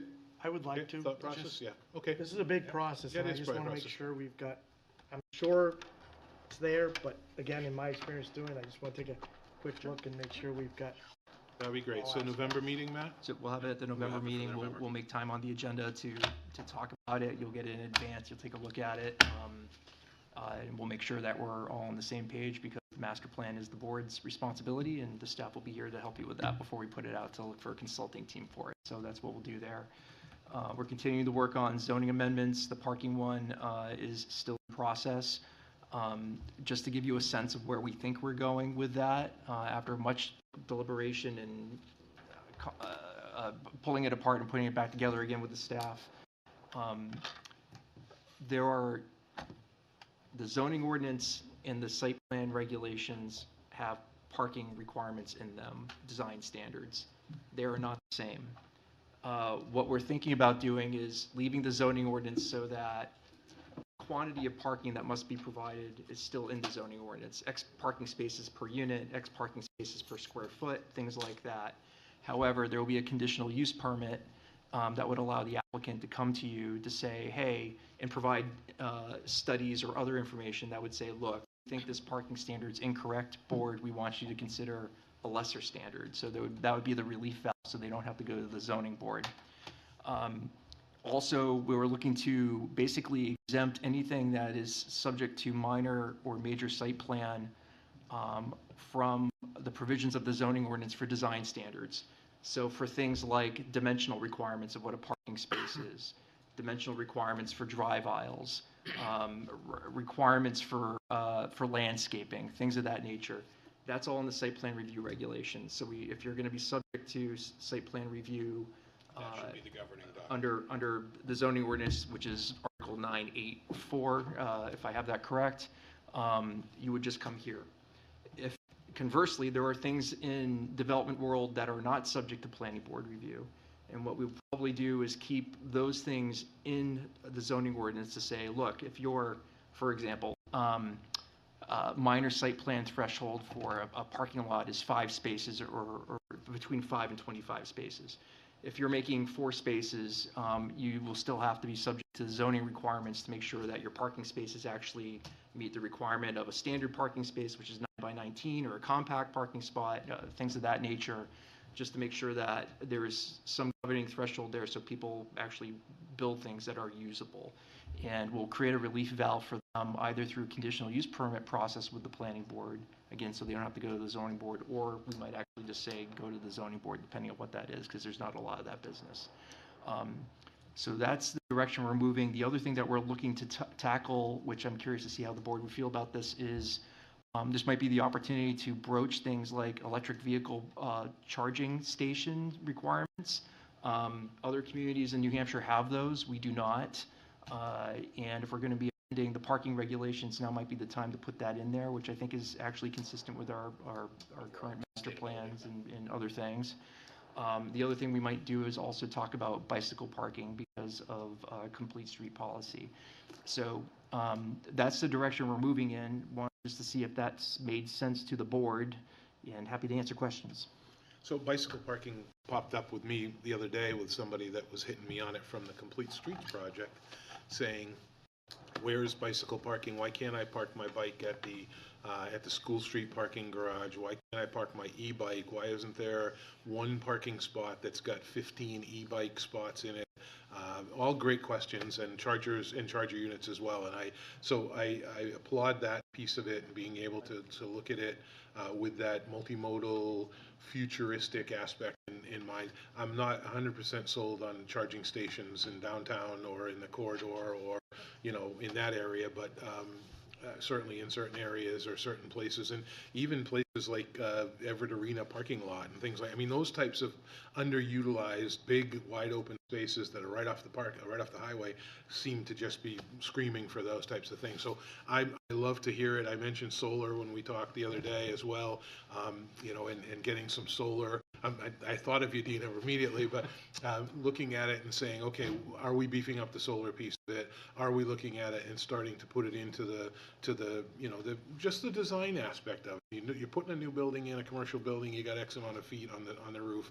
What's the solar capacity for it, and can you do it? So 100% think that those are great pieces that that we need to be looking at. They would be, again, those applications subject to site plan review, so the board could have conversations with applicants about waivers or reductions of those requirements. But again, what we're trying to do is I think the major frustration of the development community is they don't want to have to go to the zoning board, particularly for things that are design-related issues. Like the case that I'll use is the Costco that went through the variance process, which this board has seen before. But for dimensional requirements, things of that nature, for parking reductions, things of that nature. Altitude Trampoline Park is the biggest example I have. The parking ordinance, the ordinance currently requires over 1,000 parking spaces for altitude, which at best has 25 cars out of it. You're carpooling probably 10 kids to get there. I think something easily the board can handle through a conditional use permit. So, So I have a few questions. So I want to take them in pieces. Parking. So if I'm understanding you, planning board now has control of changing parking requirements as far as whether it's 2 spaces or 1.5, or does that have to go back to the zoning board? No, it would be all within the purview of the planning board. Okay, so that's step 1. Yep. Your idea of EV, a couple things you got to consider with this. Is that going to count towards your overall parking? So are you actually going to tell somebody, if I show up with a regular car and there's no space other than that EV, I'm not allowed to be in that lot? So you need to decide whether this is a electric car used first, so that if I don't have an electric car and it's the last spot in the lot, I can take it without suddenly being towed. Same with ADA spaces. You now need to consider whether you're going to require at least 1 EV space in addition to regular, and that has different dimensional requirements. I'm going through this. I literally am the design manager on our EV team in Massachusetts for all the NEVI, all that stuff. So I'm familiar with all these things. So we will lean on you. So what I'm trying to just, these are some things that come up in this is, literally we just did the down in Bow, just over the line, was it Hampton Inn right across? Yeah. We're putting in chargers there. Yep. The other, they allowed us the waiver because of for the requirements of, not carrying extra parking space, but saying those could be regular. But things like that, we need to figure out how to word those into these to make sure. That was the approach I used in Merrimack when I created EV parking requirements in Merrimack. Yeah, and then it all comes down to is they always want the EV way over there away from the building. Yeah. But then the handicap is over here. The other issue is we have to consider is, can Unitil provide the right, well, not even just a transformer, power. Because if you're talking, are we going to say it's level 1s, level 2s, level 3s? Are we not going to require what has to be put there of the applicant? They can put whatever they choose to.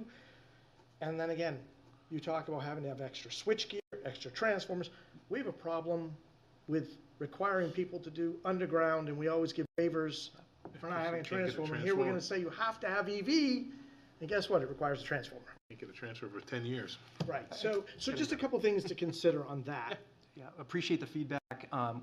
Just so you know the direction we're moving, we're talking about larger parking lots, so it wouldn't be a 10-space lot. It would probably be things around like 50 spaces or more. So, yeah, you're talking retail, A big, large large hotel, multifamily, large retail, large service, and then the direction we're also thinking about is just mandating only level 1. If somebody wanted to go beyond level 1 to 2 or 3, There would be fine. different design standards. There would be a different design standard. So what we're trying to do is kind of dip our toe in the water to try and start moving the community in that direction without having a seismic change that's going to cause a lot of angst. It all sounds like the planning board meetings are going to be longer, that's all I hear. Sounds perfect. So the other thing I have is, a lot of times these EV charging are not part of the development. They're a separate vendor that they come in, they do it. So we're gonna have to figure out how that happens during the process, because they may not know the vendor, so things may change. I would be careful on level 1s. I think I would say level 2 is your minimum, because level 1s, you're there for 4.5 hours trying to charge a car, as opposed to a level 2, you're there significantly less time. And level 3, it's, whatever. Level 1 might be more appropriate in a residential setting. Yeah, and then, and then I'll go into my last thing, and then I will be quiet and let others talk, is we already have bike parking. We have requirements to have bike racks in our site development plans. So when you say bike parking, I guess I would say micro-mobility. I'm And talking, that is the scooters. yeah, no, This is, I'm talking downtown, I'm specifically talking downtown in an area where somebody can park a bike for 2 days and be in their apartment and leave it into a certain area, just like they do a car. then I would say in our site plan regulations, we may want to put requirements in larger developments for covered. The new employment security building, I can never remember the name of it, but whatever the name of the new building is, that underground parking area, people are already like, hey, why didn't we think of this right out of the gate and have bike parking and bike storage areas in here so we could store our bikes and The do it? regs don't say we Yeah, have I get to, it, and that's I get what it. I'm That's saying, right. so, but we have to be careful. There's a difference between just saying we gotta have bike parking and somebody leaves their bike out on the Yeah. front lawn, as Yeah. opposed to Right. in the larger developments of X amount of units or more, Yep. you must provide Okay. covered, locked parking. Okay. We're on the same page. Okay, perfect. No, that's fine. Yeah. You know, What else, Matt? So and then beyond that, we're eventually going to get you signage changes. The planning division with Kirsten O'Brien and Stephanie Verdil are going through a process to audit the variances over the last 3 years or so. We might go back further just to see what we're seeing with common themes. Which zoning districts, what's the size issue, what's the height issue. The one thing we're going to try and do is balance this of, the analogy I use is a speed limit. So sign regulations are kind of a speed limit. You can have a certain height, you can have a certain size. There might be some flexibility to that. But just like the highway, when you go, change the speed limit from 60 to 70 miles an hour, people might be inclined to drive 80 miles an hour all the time. So I think we just want to make sure that we don't necessarily, by changing the sign, to try and right-size the sign regulations to what we might be seeing as frequent flyers with the zoning board, that we just don't give somebody the green light to say, okay, we're going to go from 60 square feet, it's now going to be 90 square feet, and everybody's going to come in and say, well, I want 150 square feet then. So we've got to try and figure out how to control that. One way we might do that is through conditional use permits, again, which would give the planning board and not the zoning board the authority to allow people to go larger, whether that's taller, bigger, square footage, something like that. Which again is a different standard than what a variance standard would be. For this loft building, just using that one as an example, because that hit 2, I think, planning board, zoning issues. It was a height above the second story, as well as the size. So those could be done by conditional use permit just at the planning board. That is one way we could handle it, yes. Yeah. would they also be subject to ADR review? Yes. Yes. Yeah. Still, or So it checks all the boxes, and it makes it, I guess, at the end of the day, it makes it an easier application for the applicant. We're trying to make the process more efficient and user-friendly, and frankly give the board more holistic control over things, so you can look at a site in its entirety and not just compartmentalize things, or maybe the zoning board might not have all the information that the planning board would have, which is not unusual. So to try and make sure that we're doing this in a more comprehensive way, but it's also easier for the development community and more efficient. And frankly, it's going to be easier for, I think, the board and the staff as well, so. It's targeting those areas that aren't such drastic policy considerations that need the new master plan first. Right. These are the types of things that we know are longstanding issues that need to be addressed. I have one more, if I could. Doesn't have to be right away, but uplighting. We have had a constant back and forth about uplighting of building faces and whatnot, or downlighting if you want. It's Or kind of trees. vague in our regs as to, to me, I didn't think it was vague, and so I know on Delta Dental, I was very much blah, blah, blah, blah, blah, and I don't care how Really? many I don't remember that. people I you do. show on the board. I wasn't even there. I remember that. Well, it's just to me, you can tell me all you want, but if I sit at my house in East Concord, and I look across the city of Concord, and I see a bright light right where Delta Dental is, sorry, guys, if you're listening, but it's a bright spot in the sky. Yep. So Yep. I think at some point, we need to get a handle on that, so we stop getting the, well, you let it happen here, like, you know, that old, well, you did it 10 years ago. Uh-huh. Yep. Current regs don't allow it. That's And right. then the other thing, just Mr. Chair, and then I will just to let the board go. The other thing that's happening is the planning staff is looking at the floodplain ordinance as well. There are new maps that have been produced by FEMA as part of their routine update, and there's a discussion about updating our ordinance accordingly to allow for that. We just went through a process a few years ago that allowed for development in certain situations in the floodplain through the CLMAR process, which you're familiar with the ROI property on Manchester Street. So we're trying to look at our current ordinance, what FEMA's in the state are suggesting, and what the board and the city did a few years ago to facilitate that and balance it all out. So that's the state of what's going on with zoning. Okay. Okay. Again, all I hear is more longer planning board meetings and more stuff. But you know what? I'm only kidding, but I think it's the right decision. I mean, what I hear is, you know, Easier. we're gonna get more holistic plans. We're gonna actually start seeing the signs on the buildings and in Easier. the applications we're reviewing, rather than it comes back 2 months later. Yeah, no, And then agreed. like, oh, well, because we did this, Yeah. now we have to Yeah. do this. Zoning approved this, so we gotta do this. So is that good, Matt? You good? I have nothing else, Your Anything else from Your Honor. I'm staff? sorry, Mr. Chairman. Staff, you good? It's great to be back at planning. board Absolutely. We'd love to have you. All right, with that, I'll entertain a motion to adjourn. Anybody? That would be me. All right, we got a second? Second. Second, all those in favor? The material used. We are adjourned.